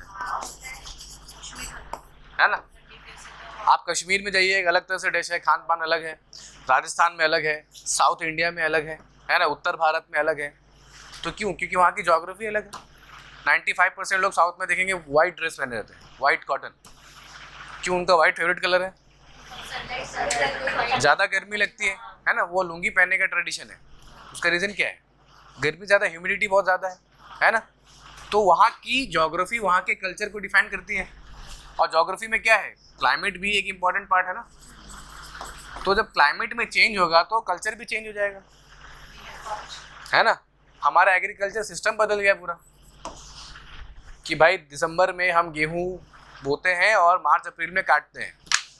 अगर बारिश बीच में कहीं हो गई जनवरी में तो सारा गेहूँ खराब, और फिर अगले साल आप वेट करोगे जनवरी आते आते आते आते, तब तक तो फिर गर्मी निकल गई, तो बोने के टाइम करो तो पानी कब दोगे, है ना। बड़ी समस्या। तो जिससे एग्रीकल्चर क्राइसिस होगा, जिससे क्या होगा? अगर एग्रीकल्चर आउटपुट ही अच्छा नहीं है, खेती से जो आउटपुट आता है वही अच्छा नहीं, तो नुकसान किसको होने वाला है? किसानों को तो होगा ही। मार्केट में सामान नहीं आएगा ना, तो आपको भी सामान नहीं मिलेगा। तो जब आपके पास स्पेंड करने का पैसा नहीं है, तो आप जो सर्विस सेक्टर में स्पेंड करते हैं उनको सैलरी नहीं मिलेगी। फिर उनको सैलरी नहीं मिलेगी तो किसानों से कम और खरीदेंगे, तो किसानों को और पैसा नहीं मिलेगा। सब कुछ लिंक्ड है एक दूसरे से, है ना। तो ये क्लाइमेट चेंज कैसे आपका आर्थिक नुकसान कर सकता है? अब आई बात समझ में। ये तो हुआ एक सिंपल। दूसरा, क्लाइमेट चेंज हो गया यानी कि जो बारिश अगस्त सितंबर अक्टूबर तक होती है, 3 महीने, जुलाई मान लो, जुलाई अगस्त सितंबर अक्टूबर, वो सारी की सारी बारिश एक ही महीने में अक्टूबर में हो गई, तो बाढ़ आएगी, है ना। तो फिर आर्थिक नुकसान हुआ, loss of life, loss of property. Clear है? तो कैसे क्लाइमेट चेंज जो है वो हमको अनसर्टेनिटी की तरफ ले जाता है। वो अनसर्टेनिटी हमारा इकोनॉमिक, सोशल, पॉलिटिकल हर तरह का नुकसान करती है। क्लियर है? So how climate is also a part of development. थोड़ा सा अगर ब्रॉड कैंपस करोगे तो चीज़ें लिंक होंगी, इसलिए क्लाइमेट चेंज पढ़ना ज़रूरी है। क्लियर है? पॉलिटिकल में कैसे होगा आंदोलन? तो जहाँ एग्रीकल्चर है, जहाँ लोग है, जहाँ इकोनॉमी है, वहाँ पॉलिटिक्स तो अपने आप ही आएगी, नहीं आएगी? किसानों की फसल बह गई, बिल्कुल हो सकता है। किसानों की फसल बह गई, किसानों की फसल बह गई, मुआवजा देना पड़ेगा, है ना। अब मुआवजा दो, इनको दो तो इनको भी दो, फिर उनको भी दो, तो राजनीतिक आंदोलन तो हुआ ना। अब कहीं बाकायदा बाई चांस चुनाव है तो फिर पॉलिटिक्स तो होती है कि नहीं? पॉलिटिक्स हर चीज़ में होती है। तो जितना बड़ा आप एनकम्पस सोचने का दायरा बढ़ाएंगे उतना ज़्यादा समझ में आएंगी चीज़ें। और यही IPCC की जो रिपोर्ट थी उसने यही चीज़ें बताई, ये कि ये 4 चीज़ें आने वाले समय में क्लाइमेट में बहुत बड़ा इम्पैक्ट करने वाली है। तो हीट वेव्स, और हीट वेव से क्या होगा? क्लाइमेट में बदलाव होगा, that lead to droughts and extreme rainfall. और जब एक्सट्रीम रेनफॉल होगा, पानी जाएगा कहाँ? हीट वेव, हीट ज़्यादा होगा तो ग्लेशियर मेल्ट होंगे, तो पानी जाएगा कहाँ? और सी लेवल बढ़ने से हमको क्या नुकसान? जो कोस्टल एरिया आरकी बोलिए, समुद्र का लेवल बढ़ जाएगा तो अच्छा है ना, घर तक पानी आएगा, दूर जाना भी नहीं पड़ेगा, डुमस नहीं जाना पड़ेगा, यही बगल में आ गया 8 वाला। अभी IPCC के रिपोर्ट में आया था कि वही और जामनगर जैसे आने वाले 50-60 साल में आधी। हाँ बोलिए, क्या बोल रहे थे? क्या होगा? समुद्र का लेवल बढ़ने से क्या होगा? तो अच्छा है ना कि इतना दूर बीच तक नहीं जाना पड़ेगा, घर तक ही आ गया, है ना। फालतू में इतना पेट्रोल का जो लग रहा है नहीं लगेगा। लेकिन वहां जो लोग रहते हैं वो कहाँ जाएंगे, है ना, वो तो डूब जाएंगे। ठीक है, तो इसको ऐसे देना है कि दुनिया की 70% सिटियां अर्बन एरियाज, अर्बन एरिया मतलब शहरी क्षेत्र, वर्ल्ड का 70% एरिया कोस्टल एरिया में। समझ नहीं, कोई भी बड़ी सिटी निकालिए, सबके सब समुद्र के किनारे, कोई भी। समुद्र का लेवल बढ़ने से क्या होगा, वो सारी की सारी सिटी डूब जाएंगी। तो देश का 70% अर्बन एरिया ही डूब जाएगा, तो देश की इकोनॉमी कहाँ जाएगी, पूरी दुनिया की इकोनॉमी डाउन हो जाएगी। और जो छोटे देश हैं, मालदीव्स, मॉरिशस, फिजी, वो तो दिखेगा ही नहीं, कहाँ अंडा ढूंढना पड़ेगा नीचे, है ना। नहीं, श्रीलंका इतना भी छोटा नहीं है, पहाड़ है वहाँ पर अच्छे खासे, वो मैप में छोटा दिखता है लेकिन उसका लेवल अच्छा नहीं है। तो इसीलिए COP जो 2026 जो हुआ था 26 वाला सम्मेलन, उसमें आपने न्यूज़ में देखा होगा, फिजी एक देश है, उसके प्रेसिडेंट ने बाकायदा समुद्र में खड़ा होकर भाषण दिया था कि देखो लास्ट टाइम मैं था तो यहाँ पर पानी नहीं था, आज इतना पानी है, और अगली बार आऊँगा तो मैं इतने पानी में तुमको भाषण दूंगा। तो ये क्या एक सिंबॉलिज्म कि आप लोग सिर्फ मीटिंग कर रहे हैं, कुछ हो नहीं रहा है, नुकसान किसको हो रहा है, छोटे गरीब देशों को, है ना, जो ऐसे देश जिनकी पूरी इकोनॉमी ही टूरिज्म से चलती है, मालदीव्स, इंडोनेशिया, फिजी, मॉरिशस, इनकी पूरी की पूरी इकोनॉमी चलती है टूरिज्म से। अगर सारे के सारे बीचेस डूब गए, पूरा मॉरिशस से डूब गया, मालदीव से डूब गया, तो क्या खाएंगे, क्या पिएंगे वो लोग, वहाँ कुछ नहीं उगता। ठीक है, पहले वहाँ जनजातियाँ रहती थी। तो कैसे क्लाइमेट चेंज जो है वो वहाँ की इकोनॉमी पे, वहाँ के लाइफस्टाइल पर कैसे फ़र्क डालेगा, और ये 4 चीज़ों पर फोकस किया गया और रिपोर्ट बनाई गई, और इसी में मीटिंग होती है और भारत के प्रधानमंत्री जाते हैं और अपना एक टारगेट सेट करके आते हैं। ठीक है, तो लिखिए कि target set by the Indian government, नहीं नरेंद्र मोदी नहीं, इंडियन गवर्नमेंट।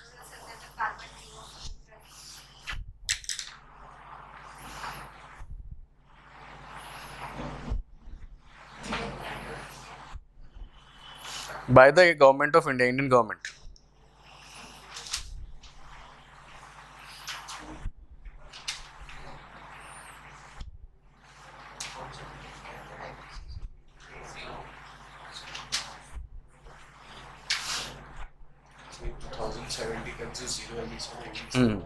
अच्छा, उससे पहले एक चीज समझ लीजिए, ये नेट जीरो एमिशन क्या होता है, सुना है आपने, क्या होता है इसका मतलब, जितना एमिट हुआ उतना कंज्यूम हो गया। और डिटेल में समझाओ लोगों को। वैष्णवी, क्या होता है नेट जीरो एमिशन, पढ़ा है ना नेट जीरो, नहीं पढ़ा है, नेट जीरो नहीं पता, नेट समेशन नहीं पता, हाँ नहीं उन्होंने पढ़ा है, इलेक्ट्रिकल्स है ना आप, है ना, तो नेट करंट पढ़ा है ना, स्टार कनेक्शन, डेल्टा कनेक्शन में नेट करंट, हाँ तो वो नेट क्या होता है, व्हाट इज नेट। जब मैं इस कंडीशन में नेट जीरो कह रहा हूँ तो उन्होंने कहा ना नो एमिशन, कितना क्या कहा आपने, जितना एमिट करेंगे उतना हम कंज्यूम वापस कर भी लेंगे। मैं बताऊं सर, नहीं बताने दीजिए उसको, नहीं बता, हाँ बोलिए बोलिए बोलिए अर्चना। फॉर एग्जांपल एक ट्री देखा, फॉर एग्जांपल हमारी एक छोटी सी गाड़ी ने 20 molecule of carbon dioxide emit किया, तो हमारी एक ट्री ने 20 मॉलिक्यूल ऑफ कार्बन डाइऑक्साइड को यूज करके तो नेट जीरो। बहुत अच्छा, लेकिन किसी को समझ में नहीं आया होगा। जितना कार्बन प्रोड्यूस हुआ हमारे एनवायरनमेंट में, ट्रीज ने उतना यूज कर लिया, तो नेट जीरो हो गया। अच्छा, अब समझ आया? नहीं सर अब एक बार सर नहीं है आपको समझ? नहीं, जो आप एनवायरमेंटल एंगल दे रही हैं वो एनवायरमेंटल एंगल इसमें नहीं चलेगा। नेट जीरो कंडीशन का ये मतलब है कि कार्बन को रोक नहीं देना। ठीक है, कार्बन तो एमिट होगा ही, इंडस्ट्रियाँ चलेंगी, व्हीकल्स चलेंगे, सब कुछ होगा, लेकिन हम ये प्रयत्न करेंगे कि जितना कार्बन हम निकाल रहे हैं, ठीक है, जितनी हमारी एफिशिएंसी हो या जितनी व्हीकल हो, इंडस्ट्री से जितना कार्बन निकल रहा है, हम उसके अलावा कुछ ऐसे स्टेप भी करें जो कि बाकी के कार्बन को हम सक कर सकें, यानी कि उस कार्बन को हम रिड्यूस कर सकें। आ रही बात समझ में? तो कार्बन को कैसे रिड्यूस किया जा सकता है, कार्बन रिडक्शन करने के क्या इंपॉर्टेंट मेथड्स हैं, कुछ आइडिया? मतलब रिन्यूएबल एनर्जी, हाँ, प्लांटेशन और कार्बन सिंक, सुना है ये वर्ड कार्बन सिंक? बोलो क्या होता है? हाँ हिना आप आई हैं? तो बोल ही नहीं रहे, तुम समझ ही नहीं आया। बोल रहे हैं, बोले क्या होता है कार्बन सिंक? नहीं पता। ओम अच्छा ना, बोलो। सर सिंक बेसिकली ऐसा जिसमें चीजें जाती रहती है पर उसके अंदर हाँ सिंक तो सबको पता है, सबने। कार्बन सिंक क्या होता है? कार्बन का भी सिंक होगा। हाँ। एब्जॉर्ब कहाँ एब्जॉर्ब होता है? सबसे अच्छा कार्बन सिंक कौन सा है? ट्रीज। ट्रीज या forest? Lots of trees make the forest. Okay fine. And ocean, अगर मैं कहूँ ओशन भी एक पार्ट है कार्बन सिंक का, तो सही है? कैसे सही है? आपके साथियों को बताइए। नहीं, समुद्र भी कार्बन को स्टोर करते हैं। नहीं याद है? आगे पढ़ के आप ज्योग्राफी पढ़ेंगे, इसको कहते हैं एसिडिफिकेशन।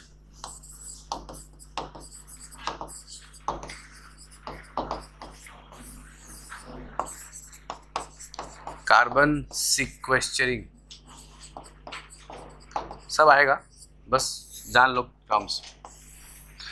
होता ये है कि कार्बन डाइऑक्साइड नॉर्मल गैस की तुलना में भारी होती है, तो वो नीचे रहेगी, है ना? ये तो कॉन्सेप्ट पता है कि जो चीज़ भारी है वो नीचे रहेगी और जो चीज़ हल्की है वो ऊपर रहेगी, है ना?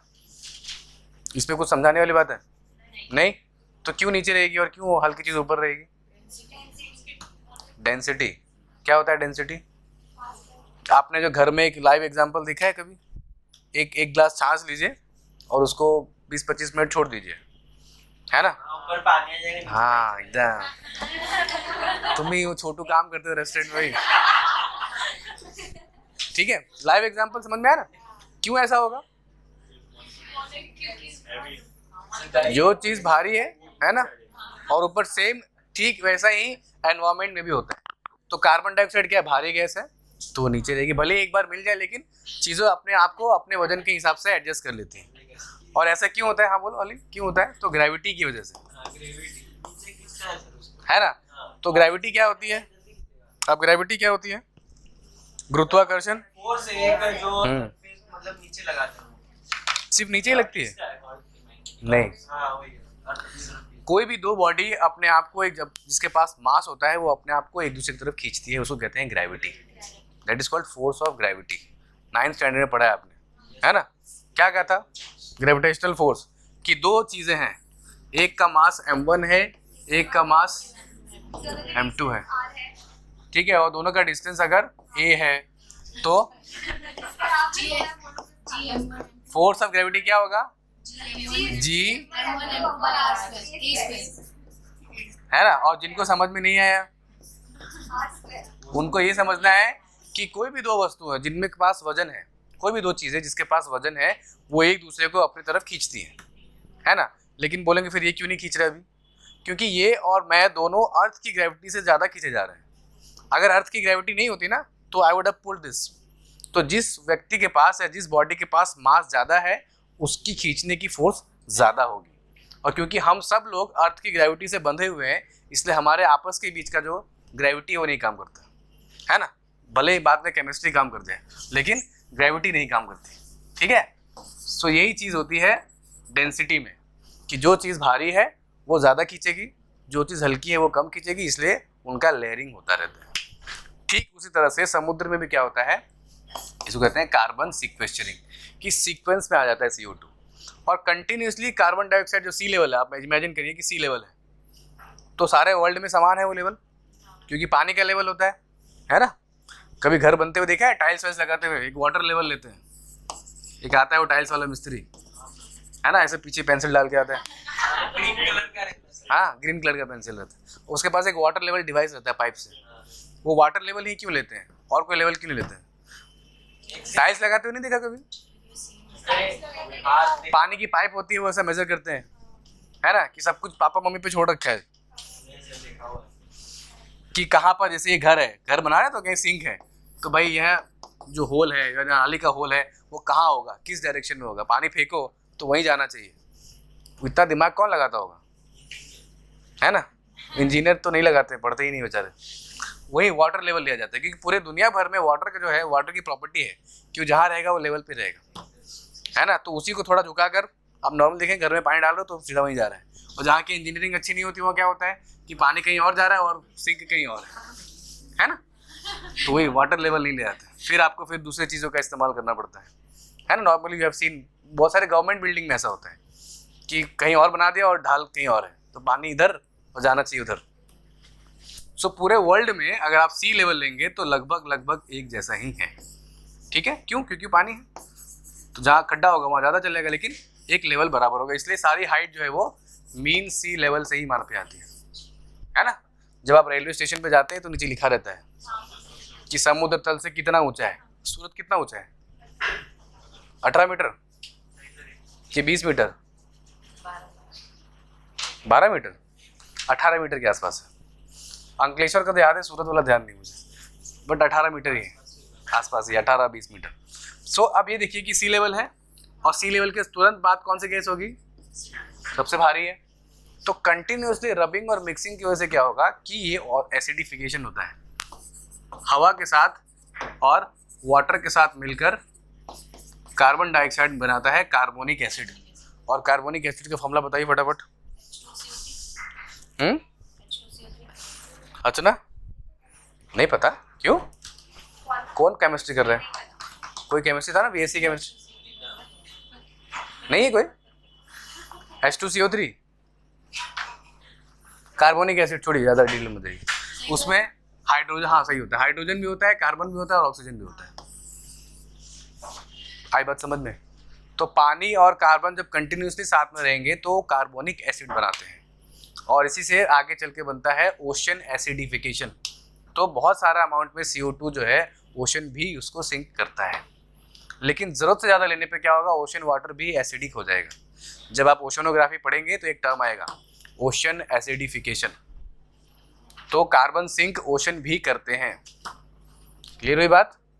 तो नेट ज़ीरो का क्या मतलब हुआ कि हम ऐसी व्यवस्था बनाएंगे जहां हमारा कार्बन तो हम निकालेंगे ही, क्योंकि हमारे तो डेवलपमेंट करना ही है, लेकिन उसके साथ साथ ऐसे ऑल्टरनेटिव मेथड्स भी रखेंगे that will lead to the reduction and absorption of the carbon. Carbon को एब्जॉर्ब भी कर लेंगे।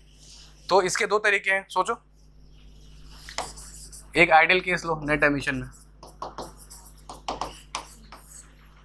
ठीक है, कि एक बार क्या हो रहा है, कार्बन रिलीज हो रहा है, और एक जगह क्या हो रहा है, एब्जॉर्ब। सर एसिडिफिकेशन को हिंदी में क्या बोलते हैं? एसिडिफिकेशन को हिंदी में क्या बोलते हैं? शायद अम्लीकरण, है ना। क्षार तो बेस होता है, I am not sure in that, but आप एसिडिफिकेशन लिख लीजिए, बाद में देख सकते हैं। शायद क्षार मतलब बेस होता है, अम्ल मतलब एसिड होता है, इतना मुझे पता है ना। अम्लीकरण। फैन चलाओ यार। नहीं ये आगे वाले भी चलाओ। किसने? ये रीना ने। ठीक। सो आई वाज टॉकिंग अबाउट कि नेट जीरो एमिशन, किसी चीज़ को आपको नेट कम करना है तो आप दो तरीके से कर सकते हैं, या तो रिलीज पर रोक लगाइए या तो अब्जॉर्प्शन बढ़ा दीजिए। तो क्या करना ज़्यादा उचित है?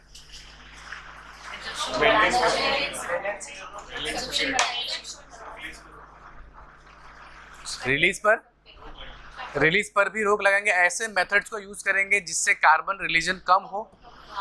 पूरा तो हम नहीं बदल सकते, लेकिन कार्बन फ्रेंडली मेथड्स, है ना, जैसे कि green hydrogen, green fuel, electric fuels, electric vehicles, EV। जो आज जो व्हीकल्स चल रहे हैं, आज से 10 साल बाद वो व्हीकल्स मार्केट में नहीं होंगे, है ना, इलेक्ट्रिक व्हीकल आ जाएंगे। लेकिन क्या इलेक्ट्रिसिटी अभी चल रहे हैं, और जो अभी चल रहे हैं उसमें भी हमने एक BS6 इंजन लगाया है ना। क्या है ये BS6? ग्रीन कलर की नंबर नहीं, वो तो बैटरी होगी। सुना है BS6? धनतेरस पे गाड़ी वगैरह खरीदी कि नहीं किसी ने? नहीं खरीदी, लालच देके नहीं दिया, किसी ने नहीं ली गाड़ी। इंजन में BS6 लिखा हुआ, भारत स्टैंडर्ड 6, लिख लीजिए कहीं पे, ये सारी चीजें आपको पढ़ने मिलेंगी। हाँ ये पता है, लेकिन क्या था वो नहीं पता है। पता है लेकिन अभी याद नहीं आ रहा है। स्प्रे करेंगे ताकि फ्यूल नहीं है, वो इंजन है। वो इंजन इंजन का हो।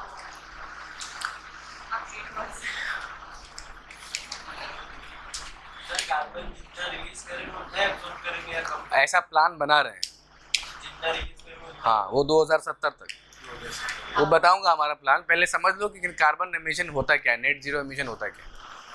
ठीक है, ये ऐसी प्रक्रिया होती है, ऐसा व्यवस्था बनाएंगे। ऐसा हो रहा है या नहीं हो रहा है? अभी नहीं हो रहा है, अभी ऐसा करने की बात हम कर रहे हैं, अभी हुआ नहीं है। जो एब्जॉर्ब करता है एक दिन में नहीं होता है ये। उससे एब्जॉर्ब कर रहा है। हाँ, तो करने की उसकी एक क्षमता है ना। वही तो मैं आपको बोल रहा हूँ कि मतलब जितना रिलीज हो रहा है उतना एब्जॉर्ब हो रहा है या कम? नहीं, आज जो एब्जॉर्प्शन की रेट है वो कम है और रिलीज की रेट बहुत ज़्यादा है। तो उसके लिए हमको दो चीज़ें करनी है, या तो ग्रीन एनवायरनमेंट इतना ज़्यादा बनाओ कि उसको एब्जॉर्ब कर ले।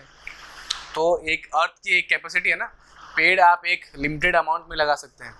कार्बन ग्रीन वॉल प्रोजेक्ट है तो इसलिए है। किसके लिए? ग्रीन वॉल प्रोजेक्ट हाँ हाँ, इसीलिए है।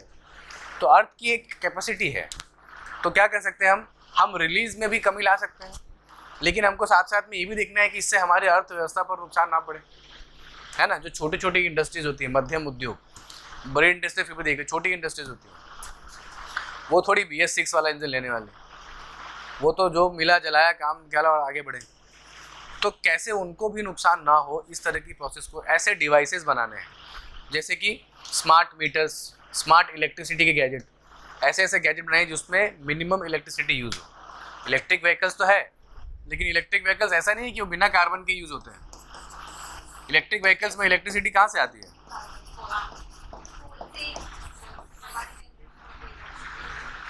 पता है आपको कि नहीं? सब जानते हैं। बिजली कहाँ से आती है? श्योर है, सबको पता है? 70% तो कोल से आता है। 70 नहीं, 86%। 86% एनर्जी हम लोग थर्मल एनर्जी कहते हैं उसको। थर्मल एनर्जी में क्या होता है वैष्णवी, बताइए? सर कोल को पाउडर फॉर्म में इलेक्ट्रिकल इंजीनियर है भाई। आप भी है? अच्छा अच्छा, ठीक, आधा आधा बताइए तुम। हाँ, आप इनिशियल स्टेप बताइए।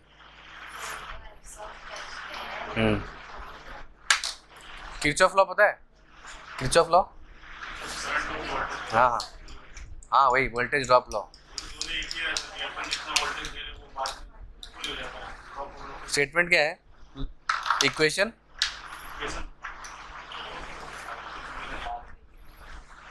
दिक्कत है नहीं, I1 R1 में आता है वो। हाँ बोलिए बोलिए, क्या स्टोर कहाँ से होता है, काम की बात।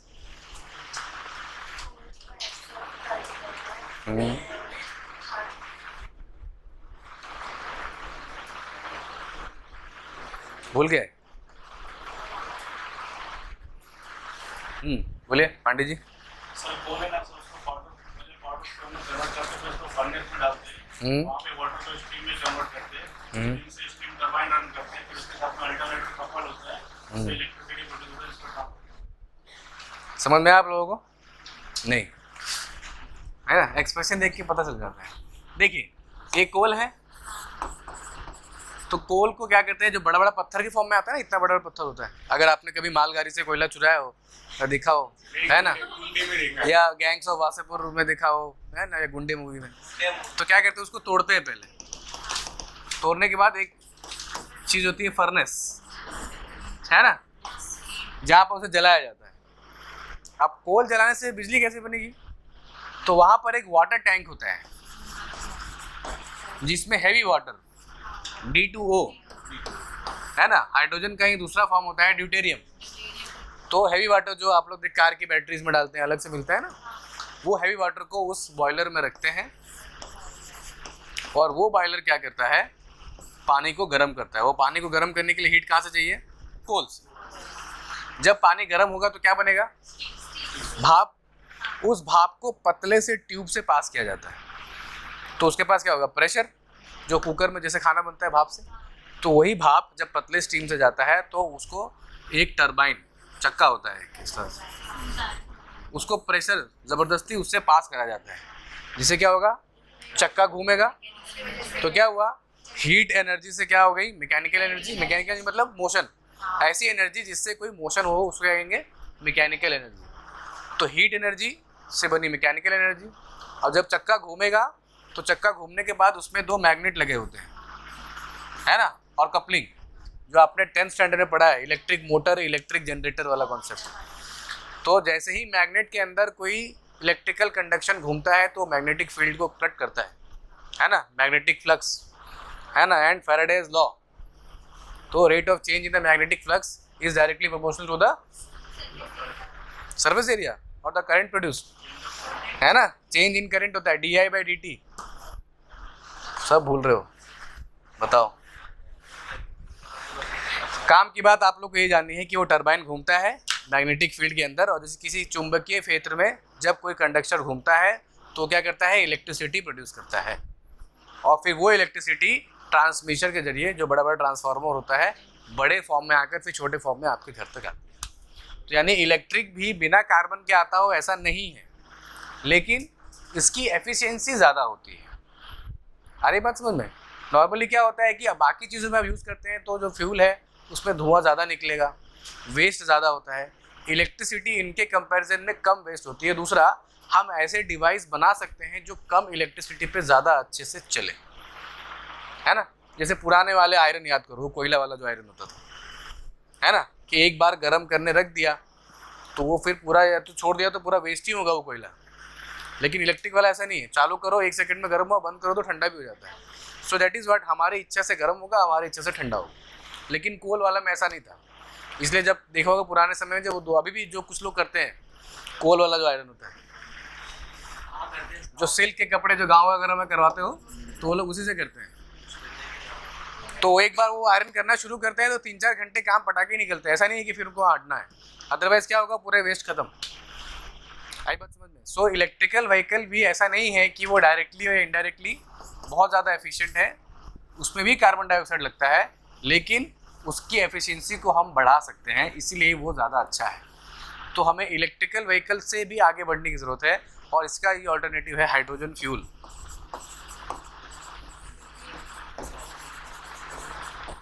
जहाँ हाइड्रोजन गैस को यूज़ किया जाए, और इसका बाय प्रोडक्ट क्या निकलता है हाइड्रोजन गैस का? बाय प्रोडक्ट मतलब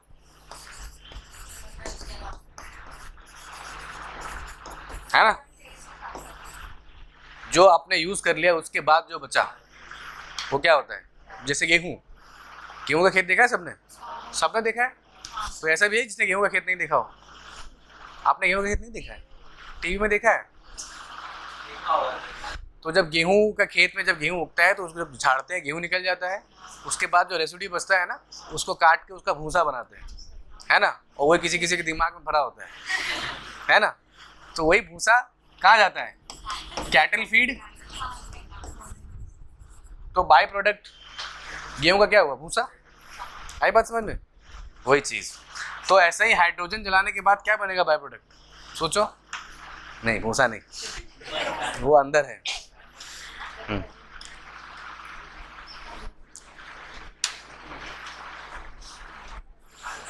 पानी, हाइड्रोजन को ऑक्सीजन की कोई भी चीज़ किसके प्रेजेंस में जलती है? जलने के लिए क्या चाहिए? ये तो पता है ना कि बिना ऑक्सीजन के प्रेजेंस में कंबशन नहीं हो सकता। तो हाइड्रोजन जब ऑक्सीजन के प्रेजेंस में जलता है तो क्या बनता है?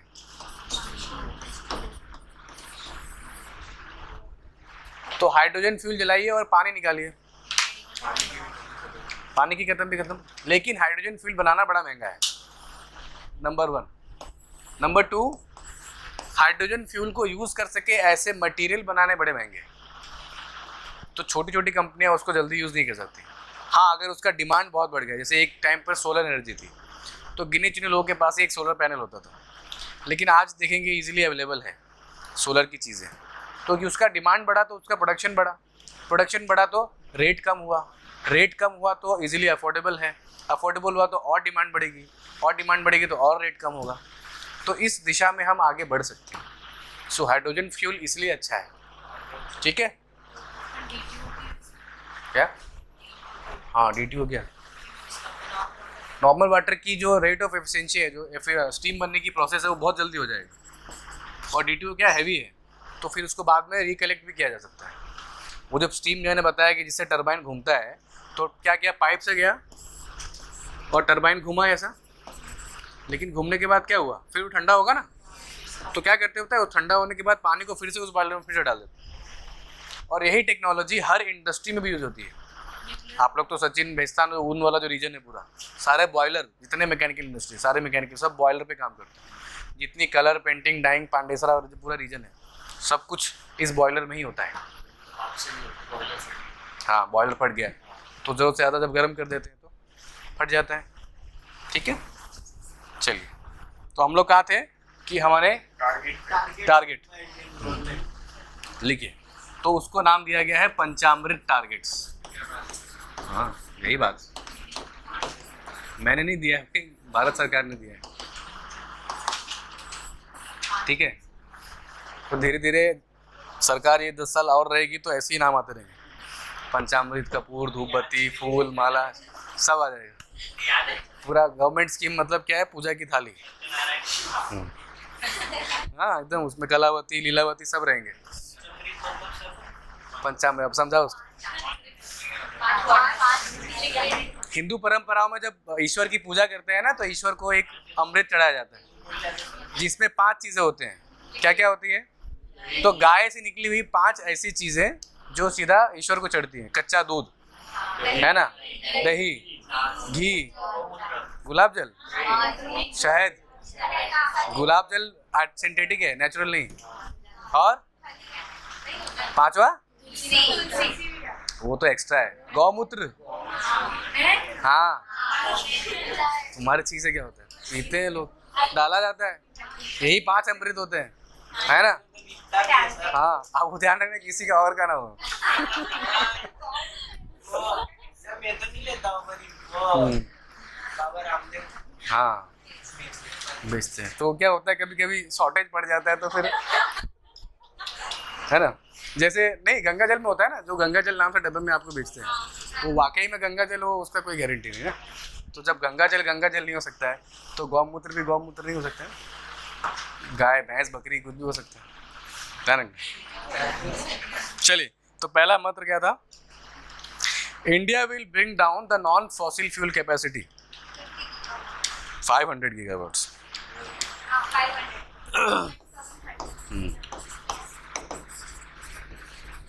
तो इसका मतलब भी बता ही दीजिए क्या है।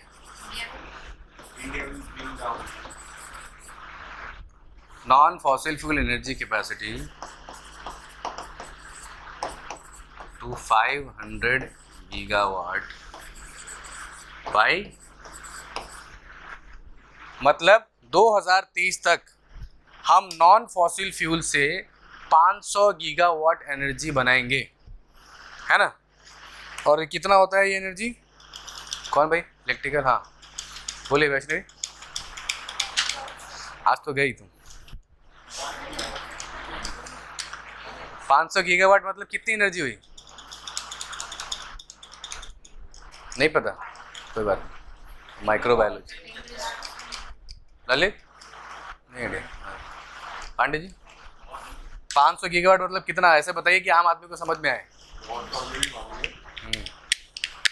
1 किलोवाट सुना है आपने?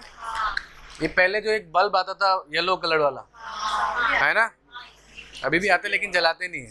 सूर्य का है और क्या है ना। तो वैसे ही 100 किलोवाट का था। 1 किलोवाट मतलब क्या हुआ? 1 किलोवाट पावर यूज मतलब,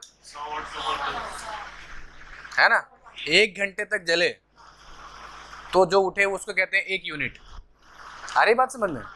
ऐसे ही 500 गीगावाट, गीगा मतलब किलो और गीगा में कितना फर्क होता है?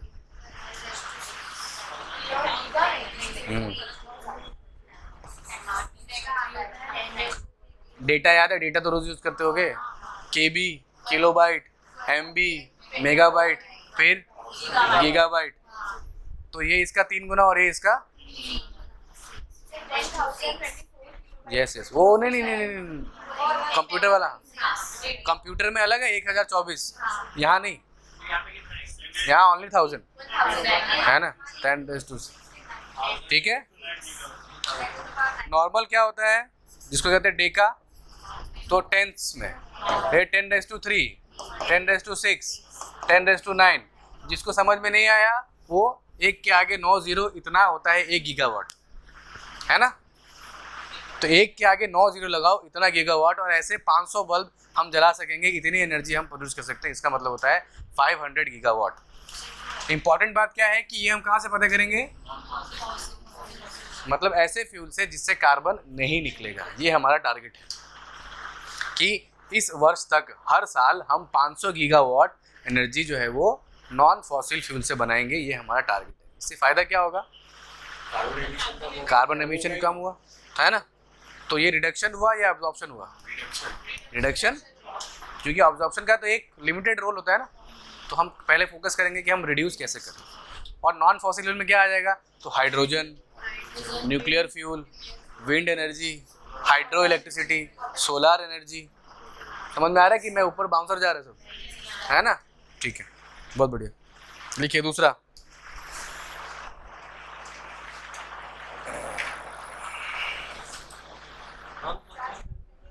हाँ हाँ, एनर्जी कैसे बनती है, फ्यूल को जलाने से। फ्यूल क्या होता है, फ्यूल मतलब ऑयल नहीं होता, ईंधन। हर वो चीज़ जिसे जलाने से ऊर्जा मिलती हो उसे ईंधन कहते हैं, फ्यूल। चाहे वो लकड़ी हो, है ना, पेट्रोल हो, बट डिपेंड करता है कि ऐसी कौन सी चीज़ जलाई जाए जिससे ज़्यादा एनर्जी मिले और वेस्ट कम हो। तो इसलिए लकड़ी के कंपैरिजन में ऑयल ज़्यादा अच्छा हुआ, ज़्यादा एनर्जी मिलती है, फिर इजीली पोर्टेबल भी है। इतना बड़ा लकड़ी का तख्ता लेकर घूमना आसान नहीं होता ना, बस 2 लीटर पेट्रोल आराम से लेकर घूम सकते हो। तो नॉन फॉसिल क्या हुआ कि जो ऐसा फ्यूल जो किसी के सड़ने से वजह से ना बना हो, यानी कि ऑर्गेनिक ना हो, डिकम्पोज्ड फ्यूल ना हो, और सबसे इम्पॉर्टेंट कि उस फ्यूल को जलाने से CO2 ना निकले, ऐसा फ्यूल। वही तो बोला, उसके एग्जांपल क्या क्या है, हाइड्रोजन एनर्जी, लिखो लिख लो भूल जाओगे, हाइड्रोजन फ्यूल, न्यूक्लियर एनर्जी। ये तो साइंस एंड टेक में हुआ है सबका। अच्छा, सबका वाला तो कंसेंसस बनता ही नहीं, कॉन्फ्रेंस ऑफ पार्टीज। ठीक, nuclear energy, wind energy. Wind energy पता है, सब जानते हैं। आप बताइए क्या नाम है आपका, बेस्तान, सॉरी बेस्तान में रहते हो, राधे, हाँ अच्छा हाँ, एक राधे शाम को भी आते हैं। बोलिए, विंड एनर्जी नहीं पता तो पूछना चाहिए ना, मैं तो आगे निकल जाऊंगा। यहाँ पढ़ने के लिए आए हो कि मेरे को देखने के लिए, इतना भी अच्छा नहीं दिखता हूँ, है ना। पवन चक्की, टरबाइन, विंड, तो उससे एनर्जी कैसे आता है,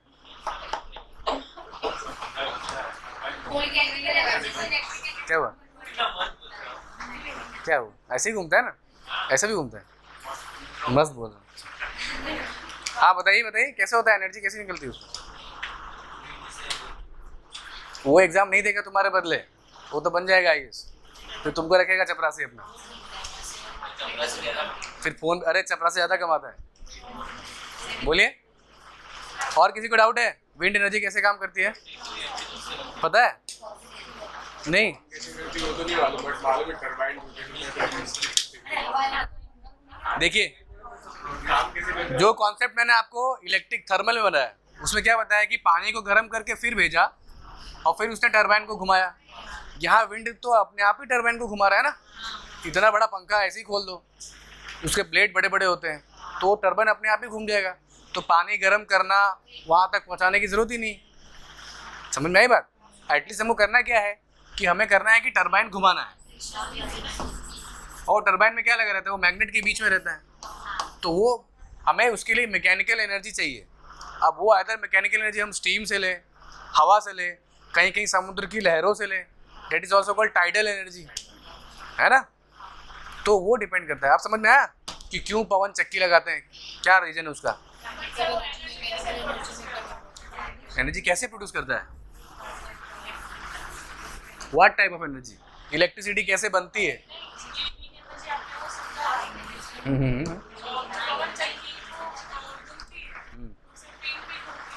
देखो ये पंखा चल रहा है ना, क्या चल रहा है, लाइट दिया और चल रहा है, ठीक इसका रिवर्स प्रोसेस होता है। ठीक इसका उल्टा। चाहे जब लाइट से पंखा चल सकता है तो पंखे से लाइट भी आ सकती है, बट क्या है यहाँ घुमाने के लिए हमको इलेक्ट्रिसिटी देनी पड़ी, तो वो मैकेनिकल को इलेक्ट्रिसिटी को मैकेनिकल में कन्वर्ट कर रहा है। हम क्या करते हैं, मैकेनिकल को जो law of conservation of energy है, पढ़ा है ना 9th स्टैंडर्ड में, कि एनर्जी को ना तो बनाया जा सकता है ना खाली एक फॉर्म से दूसरे फॉर्म में, है ना। जब मैं बोल रहा हूँ तो मैं क्या कर रहा हूँ, हवा में डिस्टर्बेंस क्रिएट कर रहा हूँ, है ना, यहाँ पर वाइब्रेशन हो रहा है, तो मैंने अपनी बॉडी की जो बायोलॉजिकल एनर्जी है उसको वेव के फॉर्म में मैकेनिकल एनर्जी में दे रहे हैं। तो एनर्जी खत्म नहीं हो रही, बस एक फॉर्म से दूसरे फॉर्म में जा रही है। That is also hearing your hair aids. तो वहाँ पर फिर से वाइब्रेशन के रूप में आपके दिमाग में वो इलेक्ट्रॉनिक पल्सेस बन रहे हैं। तो एनर्जी कहीं डिस्ट्रॉय नहीं होती। जब हमने इसको मारा तो ये एनर्जी क्या हुई, इसके फॉर्म में आ गई। So mechanical energy transforms into another form. Same चीज़ विंड एनर्जी में क्या होता है, मैकेनिकल एनर्जी होती है, हाँ काइनेटिक मतलब मोशन, वो क्या बनाती है।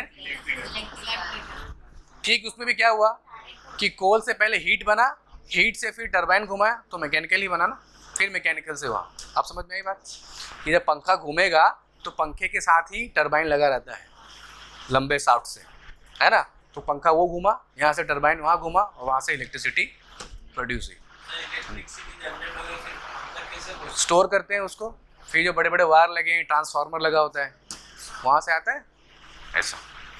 और ज़्यादा डिटेल में जाना है तो contact two GB, torrent power. ठीक है, बहुत ही मैकेनिकल प्रोसेस है।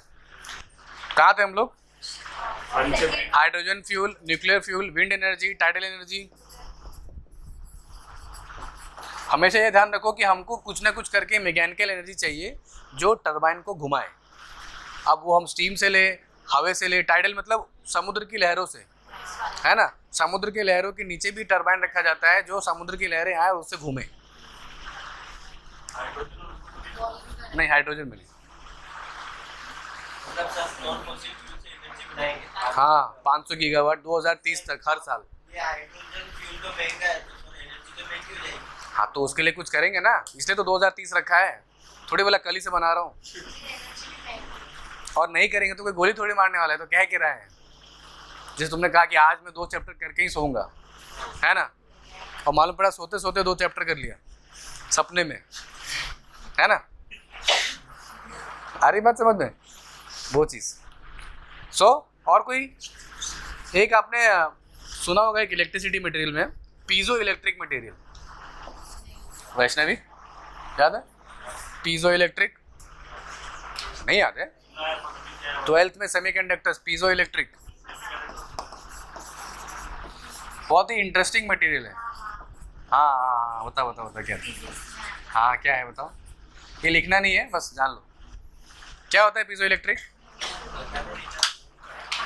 देखिए वो इस तरह का एक मटेरियल होता है जिसमें क्वार्ट्ज से बना होता है।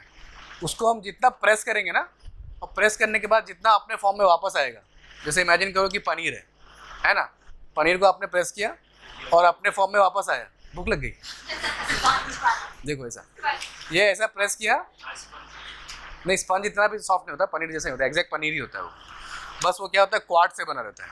क्वार्ट्ज पता है ना, तो उसको जितना प्रेस करते हैं, प्रेस करने के बाद छोड़ने पे अपनी पोजीशन पे वापस आता है, तो उसमें इलेक्ट्रिसिटी जनरेट होती है, चार्ज होता है वो, यानी कि प्रेशर से इलेक्ट्रिसिटी जनरेट होती है। सेम मैकेनिकल से इलेक्ट्रिसिटी, उसमें सेमीकंडक्टर यूज होता है। तो यूरोप में बहुत सारे देशों ने इसको जूते में लगाना शुरू किया है, जूते के सोल पे, कि लोग चले और चलने से इलेक्ट्रिसिटी प्रोड्यूस हो। इवन वहाँ पर डांस क्लब्स बनते हैं, नाइट क्लब, फ्लोर पे पूरा बिछा देते हैं, हाँ, कि लोग डांस करें और जितना तेज़ डांस करेंगे उतनी तेज़ वहाँ पर लाइटिंग होती है। ये वहाँ पर है एम्स्टर्डम में, सुना है एम्स्टर्डम, पेरिस में, कहाँ है एम्स्टर्डम,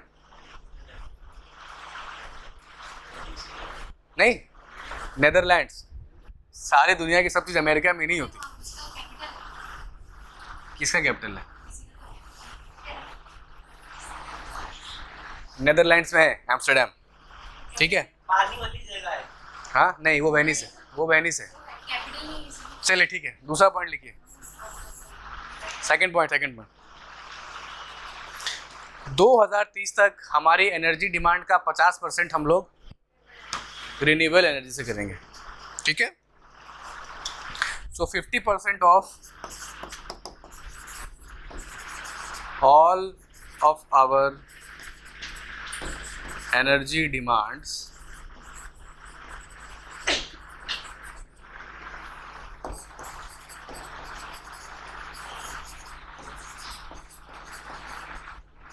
रिन्यूएबल एनर्जी। क्या होता है रिन्यूएबल एनर्जी?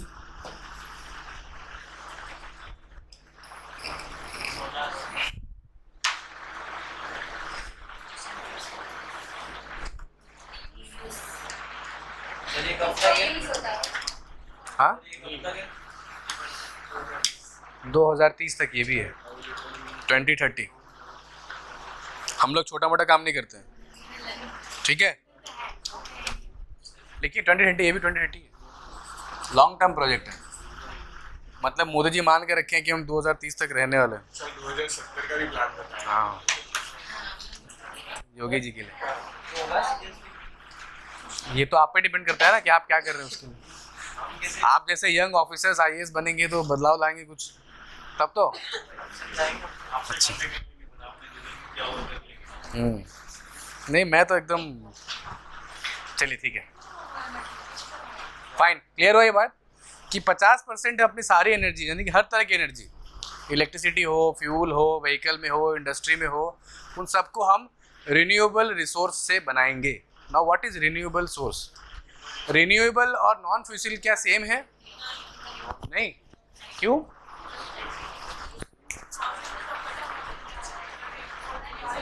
नॉन फ्यूसिल और रिन्यूएबल बोल रहा हूँ। हाँ, हाँ मतलब कुछ एग्जांपल न्यूक्लियर रिन्यूएबल होती है, हाँ, लेकिन होती तो है ना।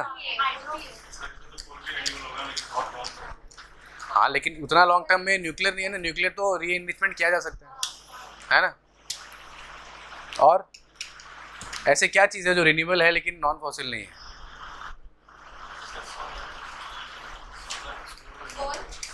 सोलर। सोलर भी रिन्यूएबल है और फॉसिल दोनों है ना। नॉन फॉसिल जो एक है वो एक ना हो, ऐसा बताओ। हाँ, वो पानी में कन्वर्ट होता है। तो भी हाइड्रोजन तो है अवेलेबल और रिन्यू भी होता है। हाइड्रोजन से हीलियम बहुत बनता है, तो न्यूक्लियर फिजन चलता ही रहता है। और कोल तो नहीं है क्या? खमन, थर्मल। अच्छा,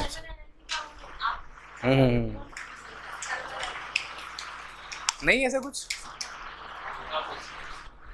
होगा तभी तो है सर। नहीं, इसी में तो गेम है, यही तो पॉलिटिक्स, यही तो समझाने की बात कर रहा हूँ।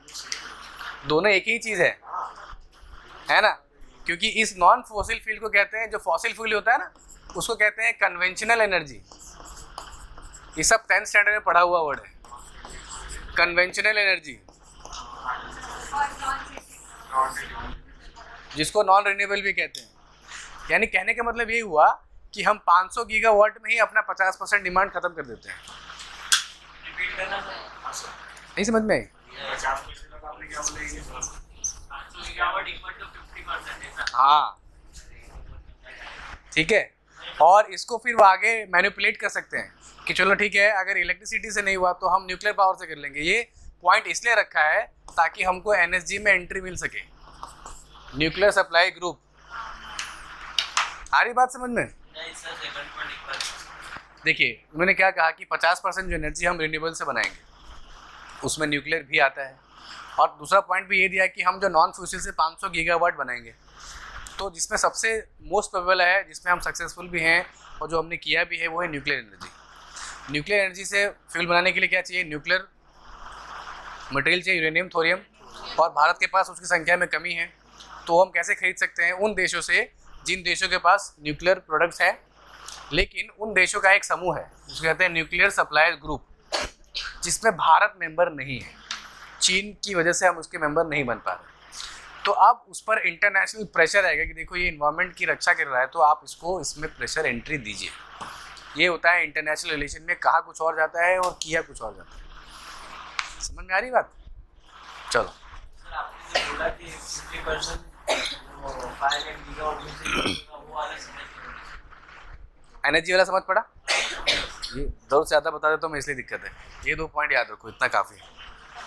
वो मत लिखो, ये लिख लो, काफ़ी है। चलिए 3rd पॉइंट लिखिए। 2030 तक, हाँ, क्योंकि 2030 में हमको वो भी तो है ना एक गोल, सस्टेनेबल डेवलपमेंट SDG। हाँ 70। हाँ, तो वो भी पूरा करना है।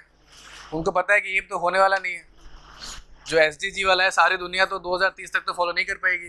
बीच में कोविड आ गया तो फिर से 10 साल पीछे। तो जब SDG वाला बढ़ जाएगा 2030 से 2040 तो हम भी बढ़ा लेंगे। देखो SDG ने बढ़ाया तो हम भी बढ़ा लेंगे। तो ये सब कहने की बात अच्छा है, हमने बहुत सारा इनिशिएटिव लिया है, तो आपको पेपर में बहुत इसकी प्रशंसा करनी है कि इंडिया लीड ले रहा है ना, कि इंडिया ने प्रॉब्लम खड़ा नहीं किया लेकिन सॉल्व करने में, सॉल्यूशन देने में हम आगे हैं, बढ़ चढ़ कर आगे बढ़ रहे हैं। लेकिन वाकई में करना चाहते हैं, दैट इज़ नॉट इम्पॉर्टेंट, ठीक है। लेकिन ये लिखना है पेपर में। चलो 2030 तक जो कार्बन एमिशन है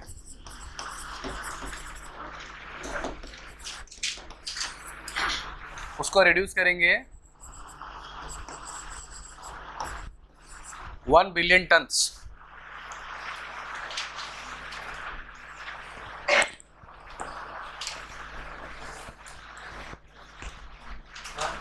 $1 बिलियन टन।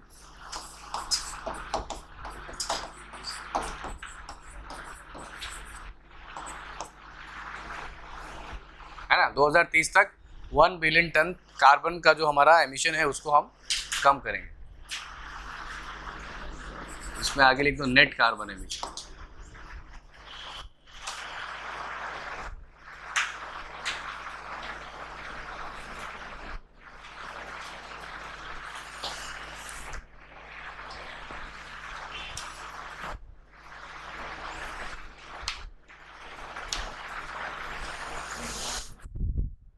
ठीक है,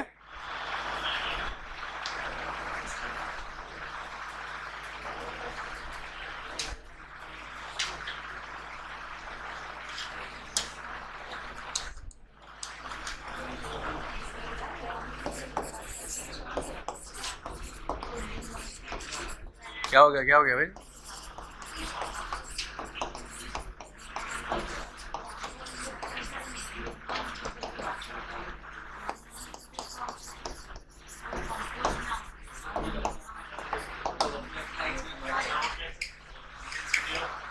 क्या हो गया? कोई नई एनर्जी मिली? बताइए। तो कंपोज ना हो और डिकम्पोज भी ना हो।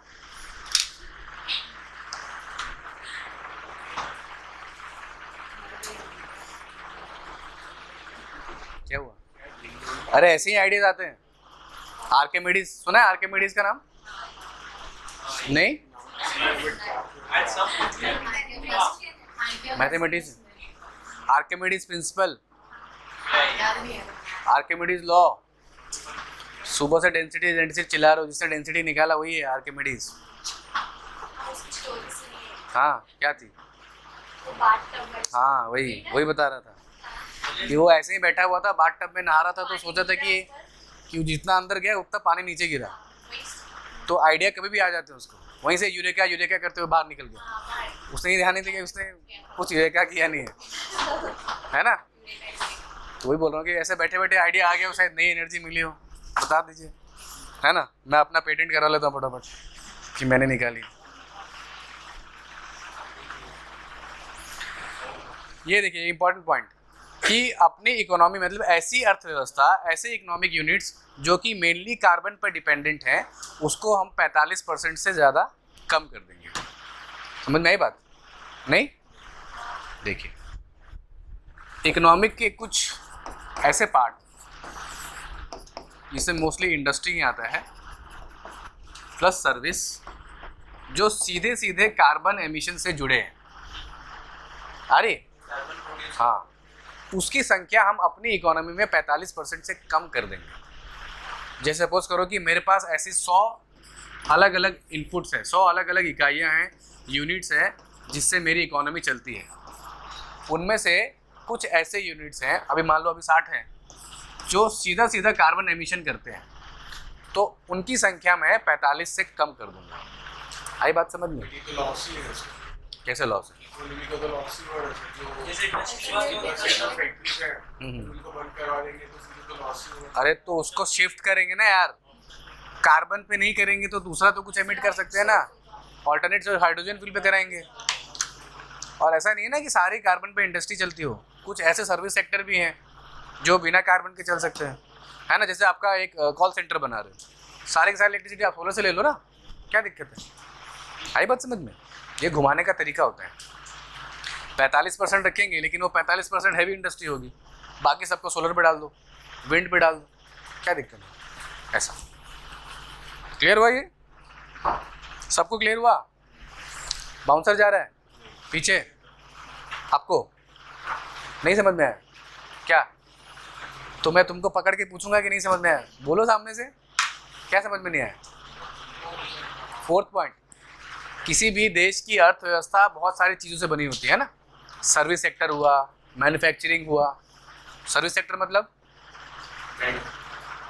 जैसे हम आपको सर्विस दे रहे हैं ना, एजुकेशन सर्विस, हॉस्पिटैलिटी, आप होटल में जाते हो, खाना खाते हो, रेस्टोरेंट में जाते हो, है ना। हॉस्पिटैलिटी मतलब हॉस्पिटल नहीं होता है। एक घटिया डाउट पूछा था मेरे से किसी ने, है ना। आ रही बात समझ में? और कुछ चीज़ें ऐसी होती है जहाँ पर मैन्युफैक्चरिंग होती है, तो जाहिर सी बात है जहाँ मैन्युफैक्चरिंग चीज़ें बन रही हैं वहाँ पर फ्यूल का बर्निंग होगा, है ना। आप सपोज करो कोई स्टार्टअप है जो केवल सॉफ्टवेयर सर्विसेज करता है, जिसका काम क्या है कि सॉफ्टवेयर में अपडेट करना और डालना, तो हो सकता है ना कि उसकी जो एनर्जी है उसको हम सोलर एनर्जी पे चला लें, या ये पूरी क्लासेस ही है, इसकी इलेक्ट्रिसिटी हम सोलर एनर्जी पे चला लें। पॉसिबल तो है ना, कार्बन तो नहीं निकलेगा इससे। तो ऐसी जो अगर हमारे पास 100 इकाइयाँ हैं, 100 इंडस्ट्रीज़ हैं, उसमें से हम कोशिश करेंगे कि ऐसे 45 से भी कम इंडस्ट्री जो है वो कार्बन ना निकाले, कोशिश करेंगे, है ना। अब आई समझ में आपको बात? चलिए, अब 5वां पॉइंट क्या है? अर्चना बोलो, कब से बोल रही थी तू? 70 तक India net zero carbon production. ठीक है। सो बाय 2070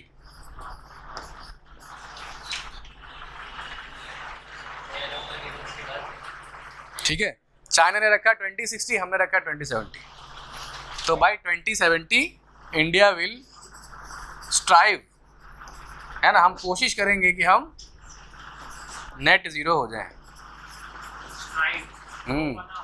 स्ट्राइव, प्रयत्न, हाँ, है ना, serious attempt, strive to be carbon neutral.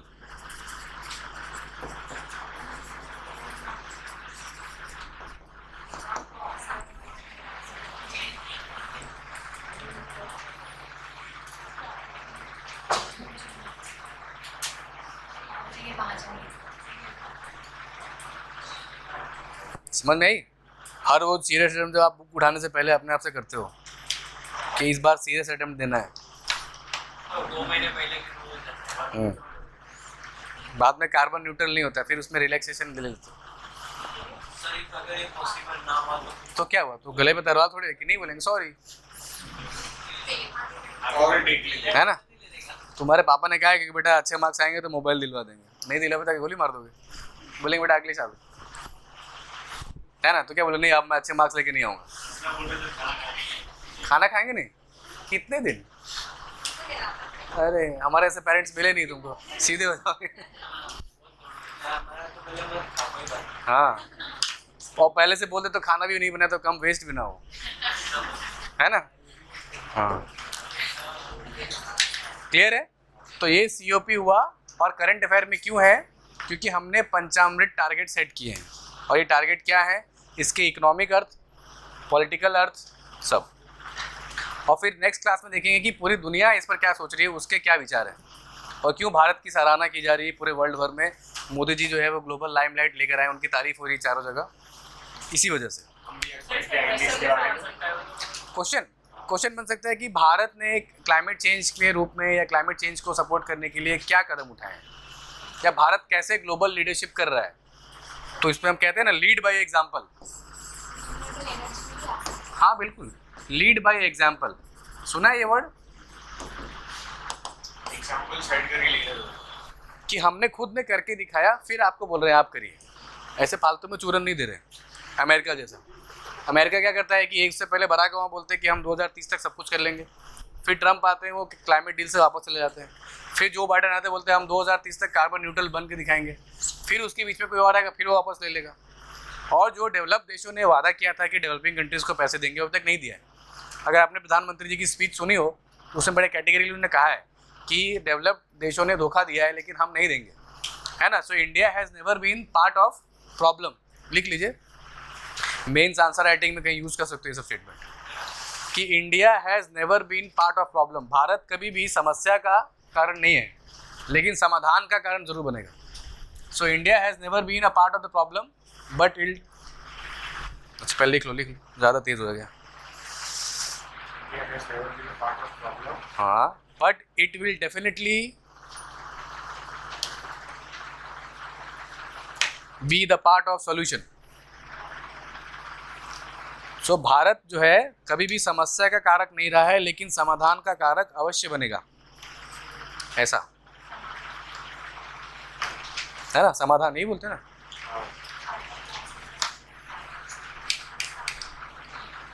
उसमें वो भी लिख लो, अगर मेंस में शुरू करना है इंट्रोडक्शन तो ये लिख सकते हो, अ लीडर इज वन हु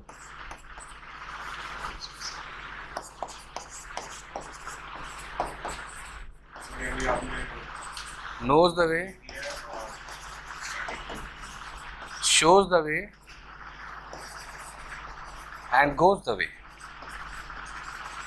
ठीक है, ये हमारे टीचर ने हमसे कहा था जब हमने सेक्रेटरी का चुनाव जीता था। So a leader is one who knows the way, shows the way and goes the way. जिसे रास्ता पता भी है, लोगों को रास्ता दिखाता भी है और उस रास्ते पर जाता भी है, वही असली लीडर है। ठीक है, तो लोगों को दिखाओ कि यहाँ खड्डा है और उस खड्डे में उसको ले जाओ और खुद भी गिरो, ठीक है, तभी असली लीडर होगे।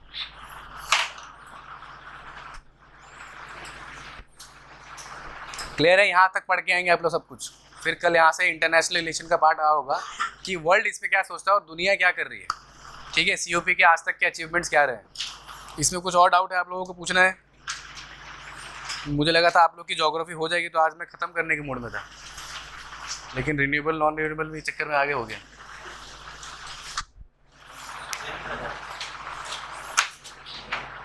क्या हुआ?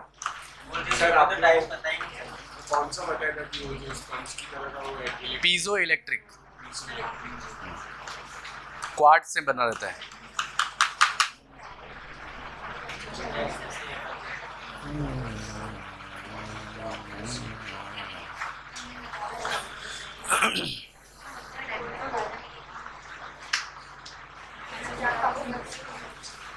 और कुछ पूछना है?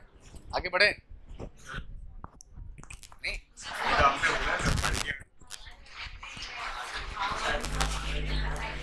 एनर्जी डाउट है किसी को? एनर्जी इसको डाउट है? हाँ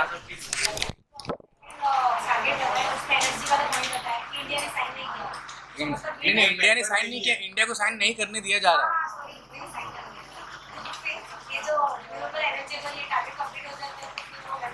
ऐसे नहीं, हम उसको ब्लैकमेल कर सकते हैं। जैसे पापा ने आपको मोबाइल नहीं दिया है ना, तो आपने क्या बोला, यार ऑनलाइन क्लास हो रहा है, सब लोग आगे चले जाएंगे, मुझे तो कुछ मिलने ही नहीं वाला है ना। तो इनडायरेक्टली क्या हुआ कि मुझे मोबाइल दे दो, उसके बाद फिर पढ़ाई नहीं करनी, अलग बात है। तो वही चीज़ कि हम कह रहे हैं कि तो हमने इतना बड़ा टारगेट रखा है, अब हाइड्रोजन फ्यूल तो इतनी आसानी से मिल नहीं रहा, हम लोग गरीब लोग हैं, तो हमको न्यूक्लियर एनर्जी यूज़ करने दो, है ना, दुनिया को बचा रहे हैं। तो ये बात हम सामने रख सकते हो, तो हमारे लिए अच्छा पॉइंट हो सकता है ना। अब बुक के अंदर रख के मोबाइल चैटिंग करो, इंडिया मेंबर है ना, इंडिया मेंबर क्यों नहीं है? वो मेंबर कंसेंसस रूप से होता है। वो ऐसा कि जो वर्ड बहुत अच्छे ठीक है, ले लो एक। हाँ सर आप बता रहे थे। हैं। सर कहाँ पे टेंशन है? हाँ